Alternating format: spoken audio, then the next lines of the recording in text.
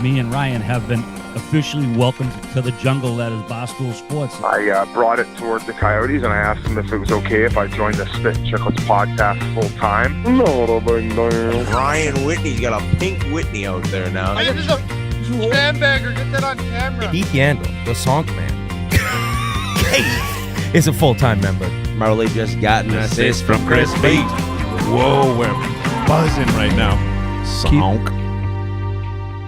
What is up, folks? Welcome to episode 597 of the Spittin Chiclets podcast, presented by Pink Whitney. We got Merles. He's in for Keith Yandel right now. We got Biz, myself, and we're talking Pink Whitney. We're talking hockey, and we're talking Internet Invitational. And there was plenty of Pink Whitney floating around there. There's plenty of Pink Whitney all over the place right now because it's Sunday. We are recording on a Sunday because we be traveling to LA. We're hopefully doing a Sandbagger where there'll also be Pink Whitney and birdie juice flowing per usual. So anyone... Also is a lot of Pink Whitney wit coming out in this week's Sandbagger with the Boston Bruins boys. Exactly. There is a lot. I've seen the clips. I've seen a little rundown of that. It got a little wild. It got a little wild. Watching it, maybe I'm a little embarrassed, but Pink Whitney, it was there. It was representing, and everyone had a blast drinking it. You know, you and Tuca were smart enough to stay away, but myself, Jans, Krejci, and Krug, we indulged, and anyone who indulges with Pink Whitney, it seems like they have a great time. The next day may be a little tough, but during it, it's phenomenal. We've watched so many games and celebrated so many goals with a nice shot of Pink Whitney. So do it yourself or make yourself a nice mixie. Little soda water, little Pink Whitney, little ice. Anyone who ever has had some, thank you so much. And if you haven't tried it, go give it a shot. I actually was having lunch at Wollaston Golf Club where we played the Sandbagger that will be out. And an older woman came up to me. She said, it was a cold one yesterday. I didn't play golf. I was just sitting there watching the, it was Friday. I was watching the Penguins Predators, 2:00 puck drop. And she'd come in off the course. She said, this helped me get through today. And she had a nip. And she had a nip and she showed it. And she said, we got more, but we drank a bunch of them out there. So shout out Pink Whitney and shout out anyone who's ever indulged. Biz. And Whit, before we move on, though, going back to that bagger, it drops on Thursday at noon on the Spittin Chiclets YouTube channel, which is now at 424,000 followers. All thanks to Game Notes and Merles, who invented YouTube. I think it was 300 before Game Notes started. And while we're talking Pink Whitney, it is Sunday. People think like Biz is like, it's a joke that he's trying to go up against the NFL, but he's got us recording going up against the NFL. Yep. It's just insane. But I'm over here at my brother's. I'm like, you know what? I'm going to have a Pink Whitney on air during the ad read. Roger Goodell can eat my hoop. I'm coming right after him. Okay. That's an interesting view right there for Roger. I got my I'll put my Reebok earrings, or what do you call it? The Reebok earrings? We get the Reebok earrings going. I'll put them right on Goodell while he's eating my I think that would be Roger Goodell pounding you if you had your Reebok earrings out. But that's okay. That's okay. To each his own. Yeah, so trying to keep it slightly PG, but anyway, so my brother always got Pink Whitney. You know him. He's a Chiclets Cup guy. He's always on the Pink, and I'm rummaging around his house. I can't find any booze. I just figured it out. His kid's old enough now where you got to start hiding the booze from the kids, right? He's 14 years old. I can't believe it. And I'm like, that's what it is. You got to hide the booze. It can't be down and out. Yep. So, drink responsibly. Enjoy the Pink Whitney. I'll be bringing a bucket to a birthday party as soon as we're done here. I love that. And also, once again, Wednesday. So we got a lot coming out this week. Going back to, even last week, the Gaborik interview. That was all time, almost an hour and a half with him. And then we got Pekin dropping on Wednesday, and that's going to be on the Wonton Don's YouTube channel. So we're actually going to get him on next week to talk about the experience and the filming, and then to talk about the first episode that it would have already dropped, and then the next two that'll be coming out. So that'll be a 3-part series, and I'm pumped. And then also another bagger coming out probably in about 3 weeks with Paige Sporanic. And I guess that could lead us into the Internet Invitational. Whit, I'll throw it over to you. So for anyone who hasn't watched the finale of the Internet Invitational, you got to kind of fast forward here. There will be spoilers. We'll be talking about what happened. But Dave Portnoy for a long time had been saying that Luke Kwan and the sleep-in would not be the main storyline once this thing ended. And it was all based on the last match, the championship match. It was Francis Ellis, Brad Dalke, the greatest YouTube golfer for sure. I think Colin Morikawa was on Foreplay and mentioned the greatest golfer that isn't a professional technically even though he might still be, I don't know, in the world, and Beef. And Beef tragically passed away, right before this thing started airing. And they ended up in the championship match versus Frankie Borelli from Foreplay, Paige Spiranek, and this guy Malosi. What's his first name, Biz? Do you know?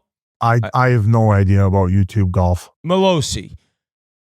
An insane match. It went down to the 18th hole where they were all tied, where Frankie Borelli is teeing off against Brad Dalke. Brad Dalke was just steady hitting drives the entire week there, 335 yards, dead down the guts of the fairway. I played with Brad Dalke the first 9 hole with John Gruden. That's why it turned into the Biz John Gruden podcast. I just kept up asking him all these questions, and I'm sure the GoPros got all that, and I hope you people will be able to see it. But I also got to watch the greatest golfer I've ever seen with my own eyes. Yes. It was, I want to say throughout the full 9 holes, they might have taken the other guy's ball one time in a scramble.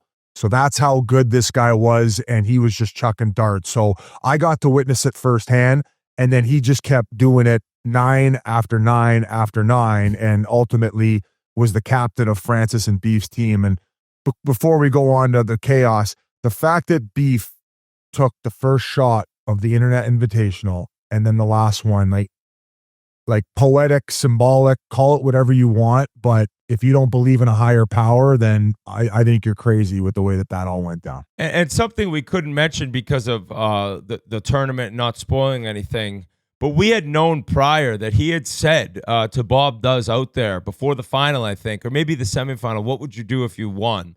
And describing this guy, all you got to do is show the clip of him saying, I'd give some to charity and I'd pay off my parents' mortgage. It's like a heart of gold. So happy that he won. He was very emotional in the 18th green, and it was a storybook ending. And he went out a winner. And the fact that Big Cat and a bunch of other guys from Barstool, they went and watched the finale with Beef's family, and I'm sure that meant a lot to them. And he said that they were just the nicest people in the world, right? Exactly how you think they would be. At one point, I think Beef had swore and just immediately apologized to his mom on the video out on the course. So, I mean, just like a tragic story, but for the rest of their lives, they'll be able to watch. Their son was a huge winner, $333,000, not including all the skin money that the team had pooled together, and just an incredible way for everyone to see Beef right after his passing as a champion of the first ever. And I believe they're going to rename the tournament or the trophy, the Beef Internet Invitational or the trophy, whatever. His name will be on it, rightfully so. But the match was not without madness. And Biz, you had to take off right before, but Keith and I were still around. We were flying home with Dave, so everyone was there watching. I was excited to watch, and it was pretty much all square. And then we get to the 10th green, and that's when all hell broke loose. Peter Finch, who is a great golfer himself, he had noticed that Paige had kind of pushed down some grass in front of the ball on the 9th hole that was in the weeds. Frankie Borelli had put Malosi into the weeds on the right side, and he was about, 190 yards out, kind of in an enormous clump of grass. And there's a video of Paige kind of pressing down the grass in front of the ball. Now, what hurt her was that on the first hole, they had her team had about a 2-foot putt that Francis didn't give them. And once he didn't give it to him, she said, well, I could tell you've never played competitive golf before. And Brad Dalke, who's played in, I think he said 5 USAMs. He's played in the Masters. He said, I've played in a lot of competitive golf, and that was like a slider. I wouldn't have given that putt. So tensions were high off the get-go. And then it comes to where everyone is told that she was kind of pressing down some grass in front of the ball. She's told that they know. Francis brought up, we've been told that you did that. And she kind of says, I didn't know you couldn't do that. So after kind of saying, you've never played competitive golf, people have said you should probably know you can't press down grass in front of your ball or behind your ball in competitive golf. They're playing for $1 million. She started crying. Francis is kind of sitting there like, well, we're not going to do anything, but we wanted to let you know. Probably smart by him with some gamemanship. And in the meantime, on the same hole, Bubby, who is a part of Good Golf. Now, if you don't watch YouTube Golf, these names probably mean nothing to you, but he's part of a brand, Good. This guy, Malosi, is also part of Good. Now, I will say, at the beginning of the tournament, I was told, I'm not going to say by who, but it was several people, that this guy, Malosi, is loose with the rules. You can't trust him out there.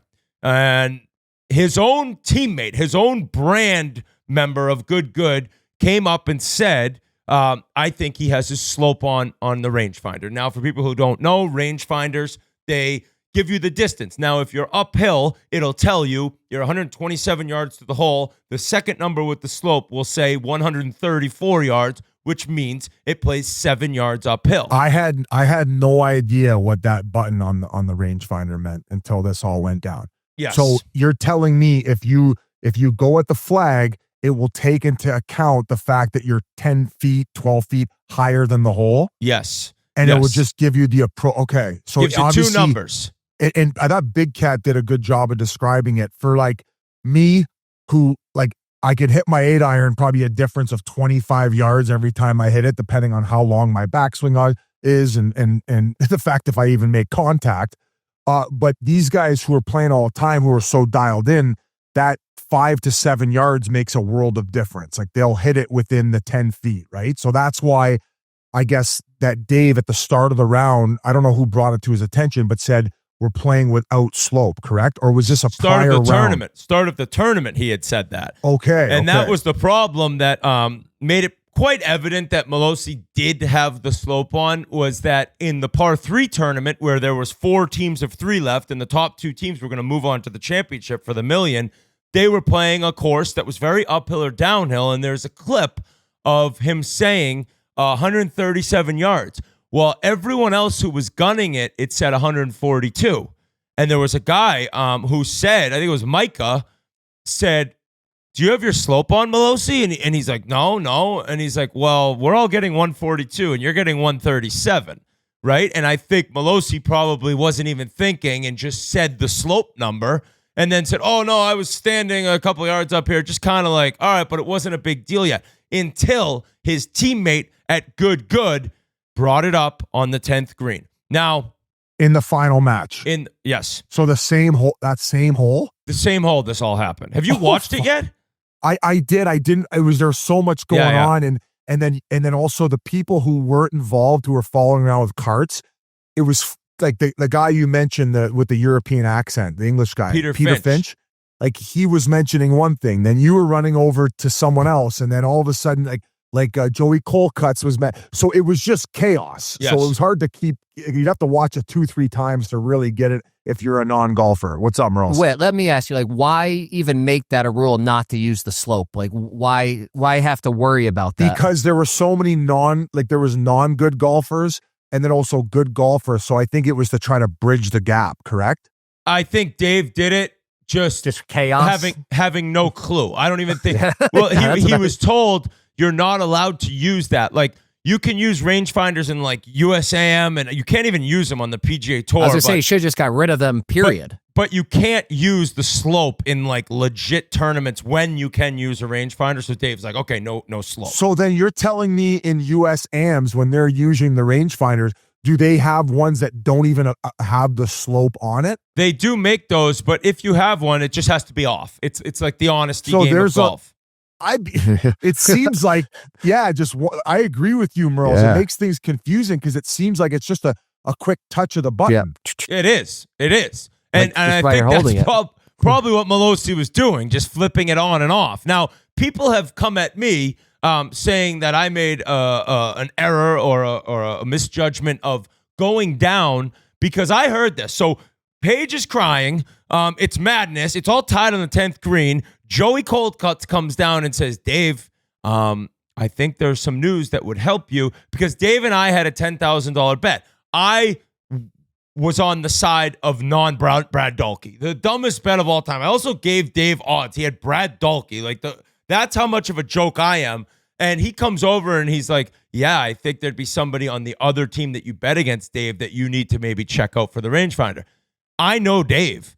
I'm like, he could give the win right now to Dalke. I got to get down there and tell this guy, or at least ask him. And I went down and I said, Frankie, is your rangefinder on, or your slope on? He said, no, what are you talking about? And Frankie was the most rattled human being I've ever seen the entire match. He just wants to play golf, and he's got both of his teammates in a blender. Yes, and yes.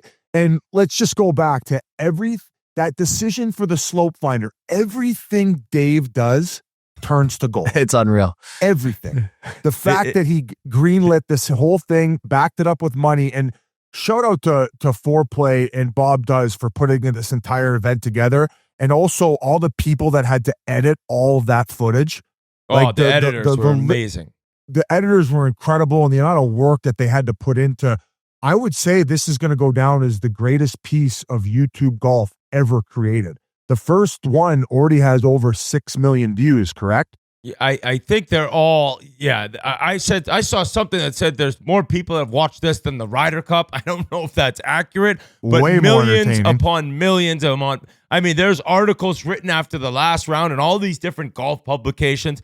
So I go down, then I'm like, Malosi, is your rangefinder, is your slope on? He's like, nope, this guy's voice and this guy's vibe and everything about it completely changed. His slope was 1,000% on. There's just no chance. And the biggest thing I'll say, the one thing that I'm like, he was guilty. The next hole after all this goes on, he's getting ready to putt. And he backs off and he's like, oh, my ball just moved. It was like the most like makeup for like, I don't know if you saw it, Biz. He's like all of a sudden like, okay, I'm following the rules 1,000,000% because my ball just moved this. And Francis and Dalke are like, all right, just put it back. Now, Dave went up to Malosi and says, you gotta shoot me straight here. And Malosi swore, I think he swore on God. That his slope was not on. But the entire thing was complete madness, and the right team won. After those two issues, it was like, there's got to be some karma here that the team who has no allegations of cheating against them gets the W, because God knows what would be going on if that team had won, right? Like, it would be, I don't know what the hell would be happening with the viewers and the comments. So the whole thing was crazy. But just Malosi after, like, his voice was different after all of this. And he swears that it wasn't on, but his own teammate said it was on. It was just a disaster. Good. I think Dave at one point said, like, you guys are supposed to be good. I don't think they necessarily appreciated that. They said he does not stand for us, as he is still a part of that group. I have no idea. But the final round was must-watch TV. Must-watch YouTube, I should say. An incredible tournament. So congrats to Dalke and congrats to Francis and Beef, man. What a win for him. And also, I don't think that originally that Francis was invited, right? So that I think the Beef mentioned, said a comment, or maybe I'm mistaken, or maybe Beef wasn't originally, because when they were like being emotional towards the end, one of them was a last minute addition. But I mean, Francis, like, I had no idea he was that good at golf until the Ryder Cup that we did with Barstool, and he dialed it in, man, for that final and really that whole experience. So what a team and what a crazy ending. And the video was just crazy because there was drama, there was a lot of laughs, and then at the end, like the montage for Beef, there was I think a lot of people had tears in their eyes watching the end of that. Yeah, and I think we'd be remiss if we didn't mention, like, Frankie played a hell of a tournament as well, and he's been a major part of Foreplay, obviously, and I think he went from being, like a 10-15 handicap to where on his good days, he's probably like a 2 or 3. Yeah, he's very good. And then sometimes he has issues with his irons. The 60 degrees and the 56 degrees, I blade those things all the time.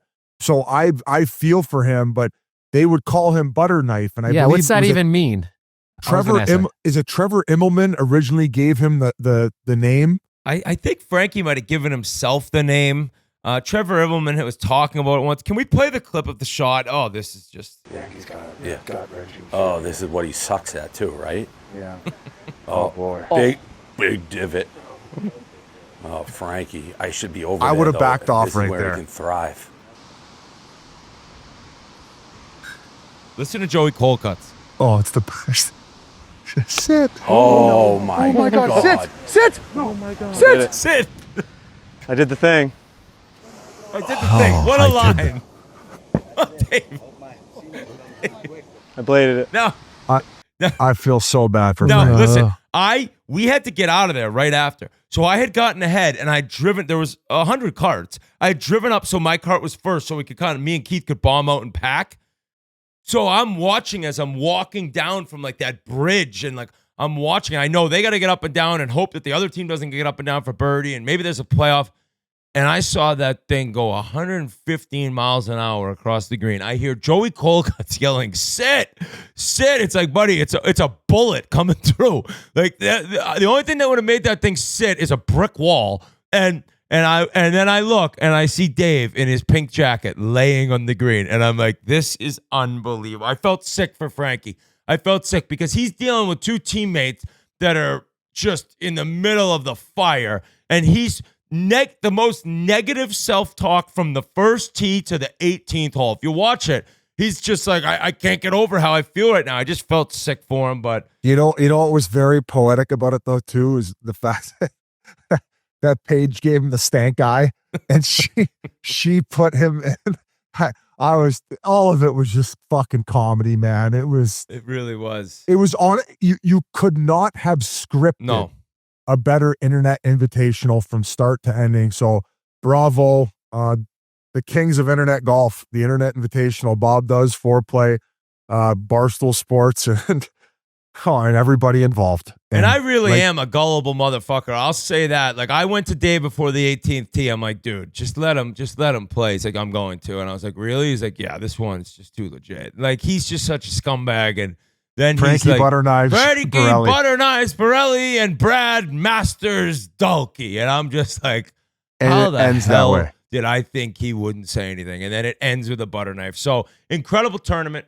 Shout out the winners. Awesome. Grateful to have been a part of it, man. Awesome. It was fun. I got to meet the Duke and golf with him and Jans and Josh Richards. So I had a fun first day, and then like Whit said, I was out of there. So on to hockey. Yeah, and Biz, with all the laughs and all the people who enjoyed watching that, there's some bad news in the NHL right now, and it's the injury bug. And we got over the past couple of days, Kirby Dach in Montreal, broken foot. Victor Arvidsson, lower body injury, doesn't look great for the Bruins. McAvoy, we'll get into that one. Puck to the face, horrible. Nick Foligno has a hand injury. He's out. Drew Doughty left the game last night, lower body injury. Thomas Harley's week-to-week, lower body injury. Thomas Chabot, upper body injury. He's out for Ottawa, who's playing pretty well. Shout out the Sens, who are treading water without their captain. Now they don't have Chabot, but none bigger than the story in Chicago with the New Jersey Devils and their superstar Jack Hughes. This is just something, and why don't we bring Pasha on here? Because I read this Elliot Friedman blog and literally started shaking. I was like, there's no way. There's no way. And coming off of the invitational chatter about like scripted, so they play in Chicago.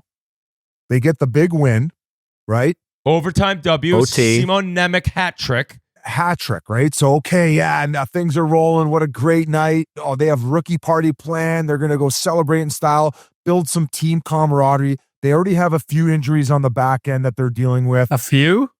And three major ones. Dougie Hamilton. Their entire right side D. Okay, all right. Well, Pasha's already talking here. He's fired up. And then they go to a restaurant called Chicago Cut. They meet the biggest super fan at the restaurant because he just so happens to be there, and Frank the Tank, where also Chris Chelios was at that night as well. They get the picture with Frank. Jack Hughes wasn't there yet, and then the picture comes out of them having a jersey, Chicago Cut 2025. They take the group shot, and then this news hits the airwaves. So obviously everybody's assuming that there's a bunch of booze involved and they got crazy. I guess that's not the case, but Pasha, when this news came out and the whole story behind it, you must have been like, I'm living in a nightmare. I thought it was like a prank article. When I read it, I was like, so did I. No, Elliot. I was like, Elliot's trolling. Is it April 1st? I was like, there's no way this is a real story. I was in shock. And I got to say off the hop is like, just listening to you guys talk to Frank the Tank there, you said something that made me have a revelation. You did the little Jesper Bratt And that made me realize, if you remember, 2 seasons ago after the Devils made their little kind of beat the Gave me Rangers. the doll. I gave you the fucking Jesper Bratt little doll. And since then, they have been completely decimated by injuries. Jesper Bratt has not missed a single game since then, but the rest of the team, I don't know if it absorbed all the positive voodoo. Oh, is it in the house? Oh, he for sure has it in the house. Imagine if he comes up and there's just needles everywhere. And although Jesper Bratt's been fine. Yeah, he's been great. Well, that's the problem. I think it's absorbed all the positive, like it's protected him, but it's exposed the rest of the team to this fucking injury curse. So I don't know if we need to burn it or poke holes in it, whatever needs to happen. But I can't help but think that has to be correlated. What about you on game notes last week saying you wanted some blood spilled to turn it around? What? Yeah, well, that was two weeks ago. 2 weeks And then ago. literally the next game, Doughty goes down and then the fucking list keeps growing. So, and then we're watching the game last night. What is it about this team, Pasha? It's actually, you can't explain it because it's not like Hamilton, he's a big guy and like Hughes has had injuries and he's a little smaller, slight, he's got a different build, but it's crazy. It's every single year with the Devils. It's freak injuries and it's quite literally every game. Like Pesci, Brent Burns, clapper of the hand, breaks his hand. Even last night, I'm watching the game, and as Luke Hughes scores, it cuts to Bratt, and he's down on the ice. I'm like, he's done. And Luke skates over and starts screaming, fuck me, fuck me. So I'm like, oh my God, like, Bratt's done for the year. And then Dylan leaves the game. He's not on the bench, and I'm literally like pulling my hair out. I'm like, what the fuck is going on here? I've truly never seen anything like it. Hopefully Biz can find this doll. He's rummaging around the garage right now because we need to burn it or poke holes in it or do something because that's fucked everything up. But I feel so bad for Jack. Like, this is such a freak injury. The poor guy cannot catch a break. He trained all summer to get back. He was dominating this year. I feel terrible for him. Thank God he's going to be back in time for the Olympics. That was my first thought. Because when this happened, I'm on fucking Grok looking up like cut hand timelines. I'm seeing 4 months, 5 months, 6 months. Biz is saying he cut a tendon in his hand. It was never the same. He was out 6 months. So I'm like panicking. So when the 2 months news came out, it was almost like a bit of a relief, even though it's still a fucking debacle, but compared to what it could have been. But yeah, like I said, four of their 9 top forwards are out. Their entire right side is out, but they're still winning. They're second in the NHL. I think Sheldon Keefe right now should be in the conversation for Jack Adams, the way he's got this team playing. Everyone is stepping up. They're greasing out wins. But none of the injuries have been as big as Jack's now. I do suspect some choppy waters for the next couple weeks here, a couple months, just because you can't replace that guy as long as they stay afloat. But yeah, everyone's really stepped up. So I do wonder, or I want to say, everything that's been reported is that they weren't acting like idiots or anything. It sounds like it was a legitimate fluke thing, like not like, hey, immature fucking around with something they shouldn't be. It was just like, who knows what happened. Yeah, from what I've heard, it was like early in the night, it was just super calm. It was like legit, just like a freak injury. I see. What was weird for me is I hear noises. Is coming with the doll. Well, he probably has a riot date over. He was just answering the door for her. Oh no! There it is. Jesper Bratt. Biz, if you stick your hand in and squeeze, it'll say Jesper Bratt on its own. He probably doesn't have his headphones Jesper on. Bratt. So hey, he says you could press it in the middle and it'll say Jesper Bratt on its own. Biz, stick your hand in and squeeze the thing. Oh, I could squeeze it, buddy. It ain't working. Battery's dead. No, the whole team isn't working. But they are winning. Now, Pasha, I saw everyone saw this. And then the Frank the Tank, who we interviewed for about 10 minutes after this, like him being there made it. I tweeted out, Jack Hughes out after cutting himself at a team dinner with Frank the Tank is the most outrageous hockey headline in the history of the game. And I was like, oh, he cut himself, maybe some stitches. I didn't even, shows how dumb I am. I didn't even think like months. I was just like, oh, no, you know what I mean, Mer? I was like, he's got maybe a couple games. And then Biz said, like, I feel so bad for this guy. Like, I heard it could be like way worse than what you think would. I was like, oh, fuck, what? Like, and then boom, 2 months, gets surgery in New York. Thank God he's going to be okay, right? Because if it was that serious, there's a chance it could have been way worse. Well, I believe I read it was his right pinky finger, which I think for a lefty is probably the least important out of all 10 fingers. Tell me if I'm wrong. I don't know. That's your top hand. I would think it'd be your bottom Play hand. with it off. Okay. Some people maybe play with it second off. least. Yeah, I mean, listen, it's better than like a thumb or whatever. So like, Yeah. Yes, but yeah, still a debacle. Yes, but Brad. We got to do something with that doll because everything started when I gave you that. What should we do with it? I don't know if we have to light What it do you on wanna fire do? or stick a pin in it, or we'll come up with something. You want to have one player left? That's true, but it's. I mean, yeah, it's crazy that he has not missed a single game since then. But literally, until you brought it up on this show. Yeah. Oh fuck. What should we do with the doll? We'll come up with something. We'll come Put up a survey with out there. Maybe it just needs to. Where was it? Like buried in the garage? Maybe you got to put I it had on it that in shelf a behind hockey you. bag face down. Like That's this. why. Put it on that shelf so it can absorb the light, absorb the negative energy, do something. Maybe it's technically our fault because I don't know. You guys know what the teeny mates are? Very popular with kids. They're just like tiny little like NHL players, and they're literally like this big. And Ryder got a pack and opened it up, and it was Jack Hughes in there, and that was the morning. Oh no! That was the morning that the news came out. So I'm not gonna lie though. I spent yesterday searching up shamans in the New York, New Jersey area because I legit want to hire one to go there and incense and sage and whatever needs to be done, even if it's a goat, what needs to be done. I looked up the top ones. I actually reached out to one lady who's like famous, like an astrologer or whatever lady. I texted her.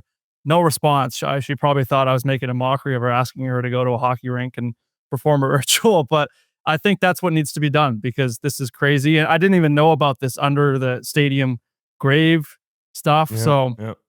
You know what? But adversity. If they can weather this storm, it makes them stronger, right? Well, on the bright side, we mentioned last week, I think Army is like basically become the man to get you out of a slump on game notes. He's just been slump buster. He's been calling out guys. If you're in a slump and you need a bump, who you gonna call? Slump busters. So I believe Murray was Kopitar first, right? Well, no, first it was on a group text, and he's like, I want to do this thing tomorrow about guys getting out of the slump, and he named Stamkos and Ehlers. somebody and Ehlers. And don't they both score that night before we can even have the show? So then on the show, he was stuck doing Kopitar. So he does Kopitar and Landeskog. Boom, boom. Landeskog's first regular season goal in like over 3 years. Yeah, and then Army was at that game between the benches. He had players coming up to him saying, Slump Buster, the Slump Buster. Landeskog's like, you got to stay in town. You can't leave. Yeah. So it's taken on its own life. And then so he found a new one. And he went Luke Hughes. It took him 2 games and he got the goal. It was crazy. Yeah. But it happened before the next podcast. That should be the rule. So before the next pod, how long he can keep this thing running. But I'm thinking we got to start monetizing this thing, Biz. I know you'd be down with that. Like these guys can start paying Army, the teams, a team like the St. Louis Blues or your Toronto Maple Leafs, they can start paying for an ad on game notes and Army will make them a slump buster. I love that. New presenting sponsor, Slump Buster. Speaking of the Blues, buddy, they were up 3-1 and 5-3 to the Flyers and still lost. And then Vegas dummied them Saturday. They are horrific. Horrific right now. But we did talk to Frank the Tank for about 10 minutes. And for people who don't know Frank the Tank, he came on the scene. He went crazy viral, completely flipping out about New Jersey Transit when I think he was at Penn Station. Portnoy hired him. That's what he does. And since then, I mean, we talk about he's lost over like 250 pounds, I think. And he's a Mets diehard, he's a Dolphins diehard, and he's a Devils diehard. Now, in fairness, he's the worst fan in the world. All he does is carve every single guy on the teams he roots for. I think Biz or Murr in this interview asked him about maybe changing his ways of being such a bad fan, but we wanted to get his thoughts on being at the center of this Jack Hughes cutting himself stories. Let's throw it over to him right now. We are now joined by a very, very special man, a Mets diehard, a Dolphins diehard, and a New Jersey Devils superfan to the core, Frank the Tank Fleming. What's going on, buddy? Happy 50th birthday the other day. Well, thanks. Was out in Chicago. Oh, we know. We know, Frank. We'll get there. My birthday and ran into Chris Chelios. You believe that? Chris Chelios was there. Nice. Well, Frank, listen. We saw the picture of you with the New Jersey Devils. They so happened to have rookie party. You were at the same restaurant. A lot of people thought it was dinner with you. And then the news comes out, Jack Hughes, 2 months, he cut himself on glass. Somehow people thought you were at the dinner. You just kind of ran into them. How did you find out? How disgusted were you, and how real is the Fleming curse? There you go. It's extremely real. I mean, we had Giuseppe Fleming actually owned a pizza place in Pompeii. Seamus Fleming owned a potato farm in Ireland. And then, of course, way back, the Archimedes Fleming was the package receiver for Troy. That's a volcano eruption in Pompeii, Biz. That's a potato famine in Ireland. And there's some horse. The Trojan horse was packed with the I don't understand one thing that just came out of his mouth. Because, you wouldn't get it, but the Fleming curse basically is real. That's what he's saying. I mean, the Devils are in first place. They're playing really well, but how much more can these injuries? I mean, every day it's somebody's going down. Did you just so happen to be at Chicago Cut and they were there, or was there communication about meeting up? And also, when you met Chris Chelios, was he also at Chicago Cut? Yes. I've been trying to get a walk with Chris Chelios, trying to finalize that. Mikey actually knows one of the owners at Chicago Cut. That's the actual name of the place? I thought that was a fake jersey I saw. That is the name of the steakhouse. It's called Chicago Cut. This is ridiculous. Right at the start of the Riverwalk, or the end of the Riverwalk, depending on your. It's actually nice outdoor deck dining, and you're great. I had a great prime rib. Mikey actually took his wife there for her anniversary 2 days earlier, and they kind of said that the Devils are supposed to be coming, so they knew I was coming for my birthday, and. So kind of things were setting the wheels were set in motion, and the Devils just happened to be there. And Jack actually wasn't there when I was leaving. Yes, we were there a little earlier, a little before they were. And as we were leaving, we ran into Nico Heischer, Cody Glass, and a couple other players, and they invited us upstairs for that picture that you see. I tried to apologize to someone in image for all my past slander. I didn't know that this week he'd suddenly turn into Bobby Orr. I never saw that coming. Yeah, Frank, let me ask you, we have our super fan here, Pasha, and last week on Game Notes, he said he was so sick of all the injuries that he was willing to go down to New Jersey and actually sacrifice a goat, get some blood on the crease, on the goal line. Are you giving him any of the blame? Not just the Fleming curse, maybe the Pasha curse? He also talked about a shaman and maybe doing something with incense candles. Josh Harris also owns the Washington Commanders, a team that's been ravaged by injuries this year. The Philadelphia 76ers, who have Joel Embiid, who once missed a month for a paper cut. Frank, I read something that the Prudential Center, whatever it's called, Prudential Arena. Oh, yes. Apparently, it's an old graveyard, and there's some apparently where it was built, there's issues. Church of Newark is right. There's right down a stone's throw away. It's about a block or two away. When did you find out about the Jack Hughes injury? After I did a Frank Walks with Matt Leonard. Oh wow! That's and then a you big get on deal. Twitter and boom, you see, cut pinky. I believe you tweeted that he cut his pinky off. That's what you had originally heard. I mean, if he's missing 8 weeks.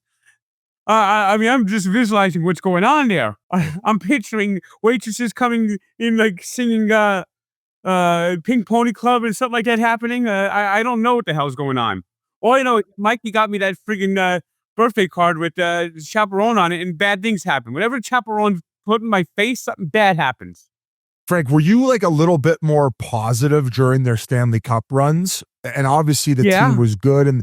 But do you think that maybe changing your approach to fandom when it comes to the New Jersey Devils and taking a positive approach could maybe switch up the I'm luck? trying, but the injuries keep happening. I'm taking a first responder to every game. I'm taking firemen and police officers to every game, and sometimes veterans too, for my second ticket. Frank, what is your opinion on Luke Hughes? Incredibly talented, skates like the wind, defensively similar to Evan Bouchard in a way. Sometimes it's like, whoa, what is this guy doing? Are you a big fan of his, or is he on your shit I think he has potential. I'm hoping he develops into another player like Quinn. It seems like he's trying to be a little bit more defensive this year, but he's on his way. He's kind of on his way to a Rob Roy place with all the penalty minutes he's racking up so far. Yeah, they're compared a lot. I mean, I mean, he's been in the box. He's been in the box. Every time I look up, he's at least what is he at, like 20 penalty minutes already? 20 penalty. I mean, he's gonna get 100 penalty minutes if this continues. Meanwhile, Jack, he's never in the penalty box. Frank, I can't help but notice the number 99 on your jersey there. I don't believe Gretzky ever played for the Devils. Can you tell me what's going on there? For my Twitter handle. Okay. Oh, Take 99. We can't see that. Oh, okay. Frank to take 99. I mean, I don't know if that's good karma for the Devils. You put the great one's number on a team you never played for. I didn't think about that when I first thought about it, but I always wore 99. And did take 99 for my Twitter handle, because if you add up my birthday, it's 11/24. 11/13 is 24 plus 75 is 99. It was your 50th birthday while you were in Chicago, and you got to go to the Hawks game with Stu Feiner. How was your night? And that was great. I also took a fire department, a guy that works for Chicago Fire, to the game too, as well as keeping that tradition going in Chicago. It was a great game. The only problem is I got a nice hat from New York Fireman that has FDNY Devils on it. And the hat was so nice, I couldn't throw it on the ice. Oh. Wow. And I noticed Tommy the Hawk put like a Tommy the Hawk head on you. How did you feel? Were you pretty pissed about that? Or were you like, I'll play along with this guy? I'll play along. And Frank, I want to shout you out. You've documented your journey of weight loss. That's been amazing. The pictures side by side. How many pounds have you lost in the past, whatever, year or two it's been? And I believe it's a minimum of 10,000 steps a day you take? I'm averaging 20,000 lately. Wow. Unreal. So your energy, your enthusiasm is all up. And what is the actual number? Well, at one time I weighed 520 plus pounds. And what are you now? 292. That's crazy. Good for you. I saw Frank. like Jenks had a tweet. He said all your stats and stuff. You've added 10 years at least onto your life or something. 11 points, 11 over 11 A1C. Now my A1C is 5.4, which is actually normal. What does that mean, Frank? That means my blood sugar is normal, not diabetic. Okay. I didn't know what that. Not in an advanced stage of diabetes. I guess this will be my final one. How important, like Jenks has obviously been by your side for this entire journey. How important is it having a support system like him, and how much has he meant to you? Very important. He does a lot of good job. He does a lot of good job booking walks and booking schedules and helping to sometimes calm me down. Being like a lion tamer, I guess. And my final question would be, what will the Mets record next year be? 3-132. 30 and 132, I should say. 30 and 132. By the way, nice. I just found out, and I didn't even notice, there was a game this morning in Sweden. Yes, Pittsburgh is playing the Nashville Predators. They do that. Yep, they won 4-0. First, how do you play a European game at the same time the NFL is playing a European game? We're going head to head. Not even like we're going head to head.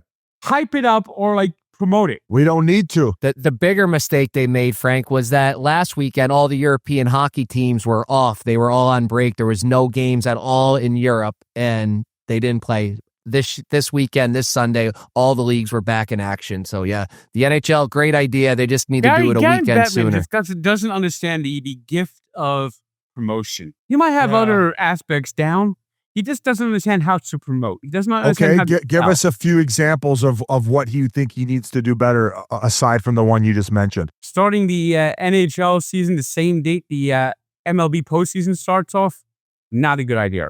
I like the idea that I've heard that they're going to do in a couple of years is actually start the season in September. That would be ideal. So have like the first couple of weeks be like, I know they have the NHL, the MLB pennant race, but you know what? The pennant race is a lot better than a playoff game.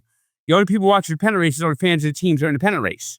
If your team's out of it, like the Mets are going to be long dead by the time the NHL season begins in September, then they can start transitioning to hockey. You score a little momentum, a little boost to start the season. I think the NBA is making a mistake too, but that's separate. Now, it's just things like that. They don't promote themselves as well. They don't showcase themselves as well. They don't. It's like they want to be the third and fourth banana, but they don't. They should really like push themselves out there more. And that's what I'm basically saying. Is you did the Four Nations last year. That can help get some momentum. They were going to do an All-Star game this year, but the Olympics got in the way. The Four Nations should become something that is like regular. I think it's going to, between the World Cup of Hockey and in the Olympics, they're going to be like every 2 years. So they're starting to. Finally, we're getting the real best on best with the Olympics. So you talked about that momentum they've created. I think they're heading in the right direction. But don't disagree with the fact they should start in September. I feel like when you're playing hockey in June, it's a joke. Nobody really gives a fuck. Like it just drags on. Yeah, I feel like instead of being like running side by side with the NBA in the postseason, I think it'd be ideal if the NHL postseason began like right at the start of April and was over at the latest June 3rd. I would say, yeah, end of May. But also in the same breath, I don't feel threatened by NBA playoffs. I think the hockey, NBA playoffs, come on. It's a joke. The first round's a joke. Blow out every night. My final question. What did you say to Simone Nemec? Because you've really gone at him hard over the years. I try to say, well, yeah, you shut me up. I try to say, but he wasn't there. I said it to the wrong person. Oh. Did you think it was him? Yes. Someone brought him over, and I don't tell him to bring him over because it was Simone Nemec. I don't know everyone by face. I have facial blindness. I don't know people's faces that well. That's okay, Frank. We appreciate you coming on, and maybe the Devils will turn it around with injuries, and get some luck on their side. They gotta get them healthy. Health. This team could be really good. If Pasha organized something out front of the arena to try to change the vibes up a little bit. By the way, you told about Pasha's story. You didn't know the half of it. Nobody actually knew about the cemetery. The cemetery was abandoned like over 100 years ago. And there was parking lots. They were going to build a mall in Newark in the 1980s called the Renaissance Mall that basically never opened. Like people ran out of money trying to build this mall. And that's what they built the Prudential Center over. So when they tear down the Prudential Center, they're excavating land. They found some of those coffins. They actually found coffins that were like put in this metal coffins, and these are like the founders of Newark. They're buried there. The original settlers of Newark. They found a couple of mummies. So what's your solution? I don't know. Exorcism, seance.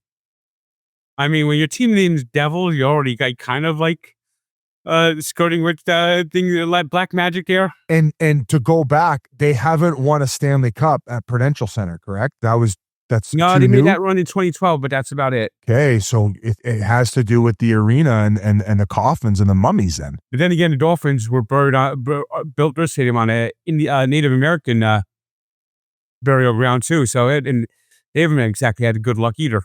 Maybe there is something to it. Well, maybe we can get a 2-for-1. Yeah.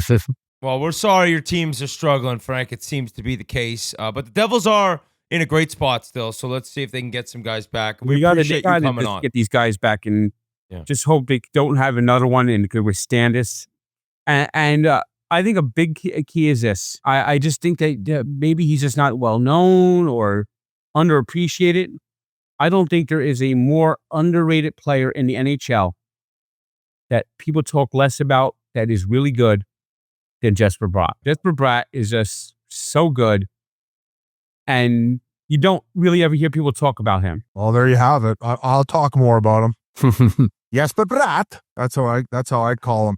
Frank, congrats on all the weight loss, brother, and shout out to you for doing that first responders thing. When did that start? Like recently? This year. We put out the notice we're going to do this, and we filled up like within hours. Had people just jumping at the chance, and I think it's been really good. I think it's been extremely well, and it's worked out well. And these guys have been great, and I'm glad I'm doing it now. Fucking rights, Frank. Awesome, Frank. Have a great rest of the day, buddy.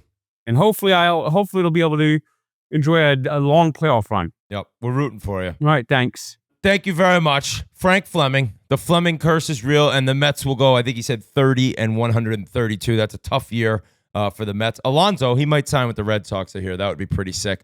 Guys, we got to shout out Brad Marchand again. This guy, he got his 1,000th point. He scored again Saturday night. He's got 12 goals, tied for 3rd or 4th in the league in goals. All the injuries Florida's dealt with, and he is lighting it up. The 36th player in the history of the league to have 1,000 games played, 1,000 points, and 1,000 penalty minutes. So talk about a well-rounded career of scoring and being a rat and being a winner, 2-time Stanley Cup champion.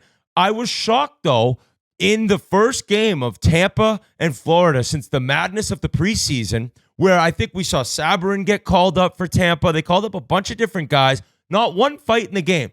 Biz, don't you always feel like when it's discussed prior to a game? Yeah, it was overhyped going in. And also, I feel like it doesn't have that same heavyweight matchup coming in just based on how depleted Tampa is.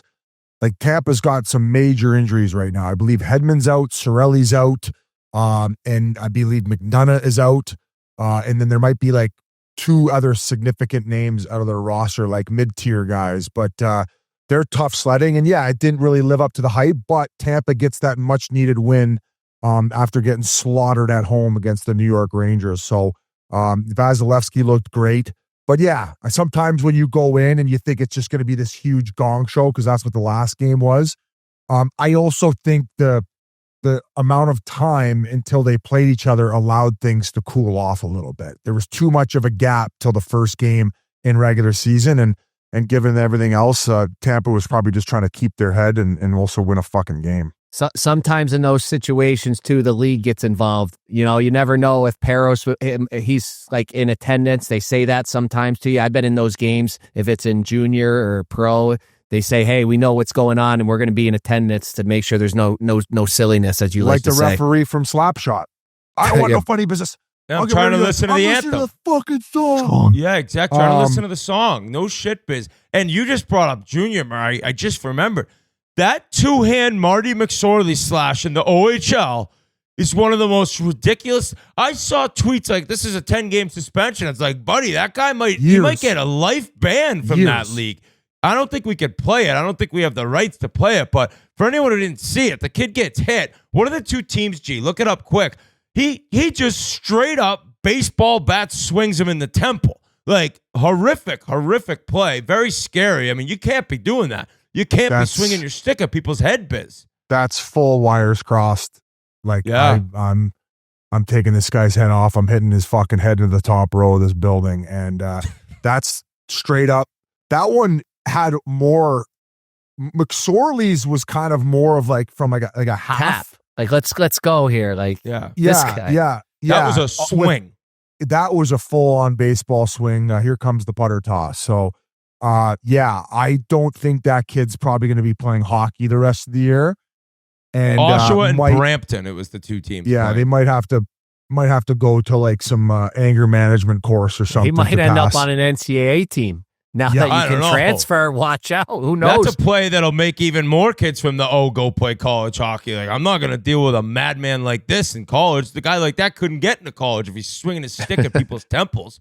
So just craziness right there. You don't want to see that in our game. No. In our great game. Biz, one more question of Florida, Tampa. Sabourin asked Greer to fight a couple different times. Now, he's not like Greer's a top tough. 2-line player, and he's tough. Do you ever remember a time in your career as an enforcer where you were kind of inclined to ask a guy that was maybe out of your weight class, like to go for something he did? Well, I think that Sabourin would hold his own against Greer. No, I'm saying Greer would have a tough time holding his own against him. Sabourin's more of a heavyweight than Greer is, right? I think that Greer might have him on size, pull up their size. But like, it's pretty even. I just think Sabourin's tricky because he's probably been doing it more in the minors. He's also a lefty. And like I'll say this. I haven't played with many guys that, especially in the American League, I think when Sabourin was coming up, not many guys were aware. And he also looked skinnier than he actually is as far as his weight. And then kind of like, remember Guillaume Lefebvre? Oh my God. Yes, I do. Hey, lefty. Another lefty. Hey, Wade, how you doing, buddy? Wanna go play the guitar with me? I'm gonna play the guitar and sing you some nice songs. Killing and cook you people. some dinner, and then and another one, and another one, and then what the fuck is that? Who is this guy?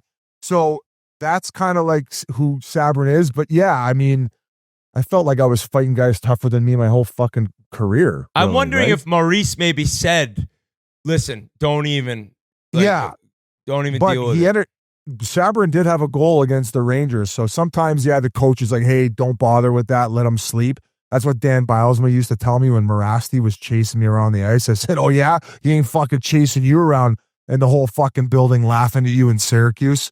You go out there for a few shifts and get laughed at and called a pussy. In that game, guy I'd never heard of, Jack Finley, scored his first NHL goal. It was a game winner, and he said it was on a breakaway. He made a nice move, beat Bobrovsky. He had a breakaway earlier in the game, and he said, like, oh, he came out so far. If I somehow get another one, I'm going to make a move. And he did, scored the game winner, first goal. Congratulations. 6'6", second round pick in 2020. He said, I've never in my life had 2 breakaways in a game. It's like his 7th NHL game, he gets 2. That's how crazy this game is. So shout out Panther. I mean, the Lightning getting a big win there. And going back to that, Sabrin and Greer, G just put it up. They're both listed as 6'3", and then one's 205, 209. So that's pretty much identical. Yeah. And I guess it's hard. It's hard being in the situation where even if your coach tells you where you have to turn one down because you just is the word emasculating. Yeah. It just feels like it feels like you got neutered and you feel like a loser. And then sometimes even the other bench will get on you like, oh yeah, pick your spots. And yeah, so it's a shitty feeling to be put in, but sometimes you got the coach's orders, baby. Tampa's hot. Tampa's won 8 out of 10 games. So I know. Keep an eye on them. This league, everyone who was struggling has kind of figured it out for the most part. And then a bunch of teams who were buzzing there's so much parity. It's crazy. It's really like Colorado and Dallas. We'll get into Dallas in a minute here. And Jersey, in fairness, like they're kind of like heads and shoulders above everyone else. But I watched some of Anaheim, Minnesota. Minnesota won that Jesper Wallstedt, second straight shutout. He had 28 saves. I think the game before against Calgary he had 36 saves. I know he's Swedish. He apparently like the resume coming up and like what he could be is very legit. You've seen it a little bit here and there, but apparently they got like what could be a very special goalie on their hands there. Yeah, we've known about him for a while. He was up in Luleå. You remember where that is? The all northern the way team. up. Yeah, they were black and yellow. Yep. And he had sick numbers. He was there 1.85, stuff like that. I didn't look it up now. I just remember him. He was always there solid. And then I think people were surprised when they drafted him because they already had Gustafsson, but they knew he's a stud. And they let him, I think they let him cook 1 or 2 years in the AHL, which is obviously pretty smart. Yeah. And the Ducks, who had won 7 in a row, they've now lost 3 in a row. In that game against Minnesota, they had 7 penalties. So, and Quenneville after, he's like, yeah, we had 14 minutes in penalties. They were all dumb. Very dumb penalties. So not even one of them was okay in the coach's eyes. Just dumb penalties. Love the brutal honesty. Yeah, since we were talking about Sweden, what a kind gesture from our boy Sid. And I don't know if you guys caught that video online. Video evidence that I was Sidney Crosby's line mate 17 years ago. In Stockholm, Sweden, my first NHL game at the Globe Arena, where they're playing at right now, or just finished the game, against Nashville. And Sid is an ambassador with Norquin. Have you heard about these watches? No. Did he send you one? Sidney Crosby sent me a watch to commemorate our shift together where we had a +6 Corsi. And I just want to show it to you guys. Wow. Dude. He might have sent me one. I missed a UPS. No, he didn't. I missed 2 UPS packages that needed signature. Did you have to sign? Did you have to sign for that? No. It was brought to me by his assistant, and he left a note, and it said, "Biz, to the greatest line mate I ever had. I'll never forget that shift we had in Stockholm, Turn Sweden. the note to the camera, Biz. What could have been. Right here, he fucking signed it. Watch. Yeah. Wow. There it is. Is that not Sidney Crosby's autograph? Just bring it down a little bit. Let me see. No. Just bring it down a little bit. No. Okay. Apparently, G saying I got one too. That was the UPS It's I a missed. personal fucking note. I'm not just going to show I the got world. one I too. just read it to you. I got one too. Jeez, I guess I didn't get my mailbox up in time in my new house, Sid. Thanks a No. lot. First No, roommate. seriously, you were his roommate Jesus. too. What a For guy. him to Wow. send me a Wow.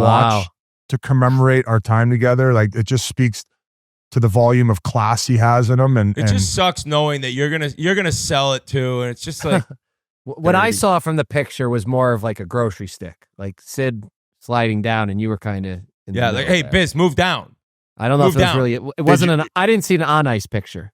can we show at least like a couple pictures of the shift?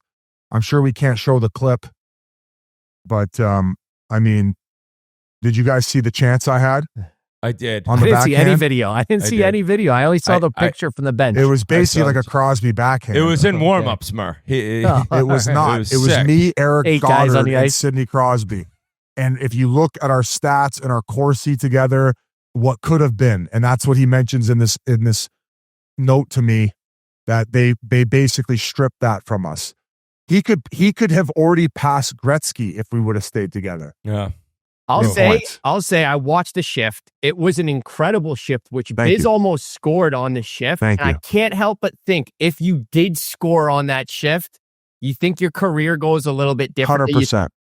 Me too. I mean, Army banged home like a point per game with him Sid's rookie year for 40 games and still got shipped off the next season. So trust me. I have that picture right there. Yeah. That's on the ice against an opposing goaltender. Yeah. I know, but AI, that You know? I don't even know if that's real. Like there's video evidence of me on the ice with them and getting a scoring chance, and it's I get to show that to my kids when I eventually untie my foreskin and have some. But I mean, just a beautiful watch, as you guys can see. Shout out to No Coin. It looks awesome. No Coin. What And sucks is also- I'm Biz on UPS. It said on the third delivery that we weren't there to sign. It says it's getting returned to sender. So I don't think I'll ever get that watch. That sucks. Whit. Just answer the doorbell one time. Another great game Saturday night. Bruins Montreal. How about this? Pastrnak, 11-game point streak against the Canadiens. He's got 21 points, 2 awesome assists.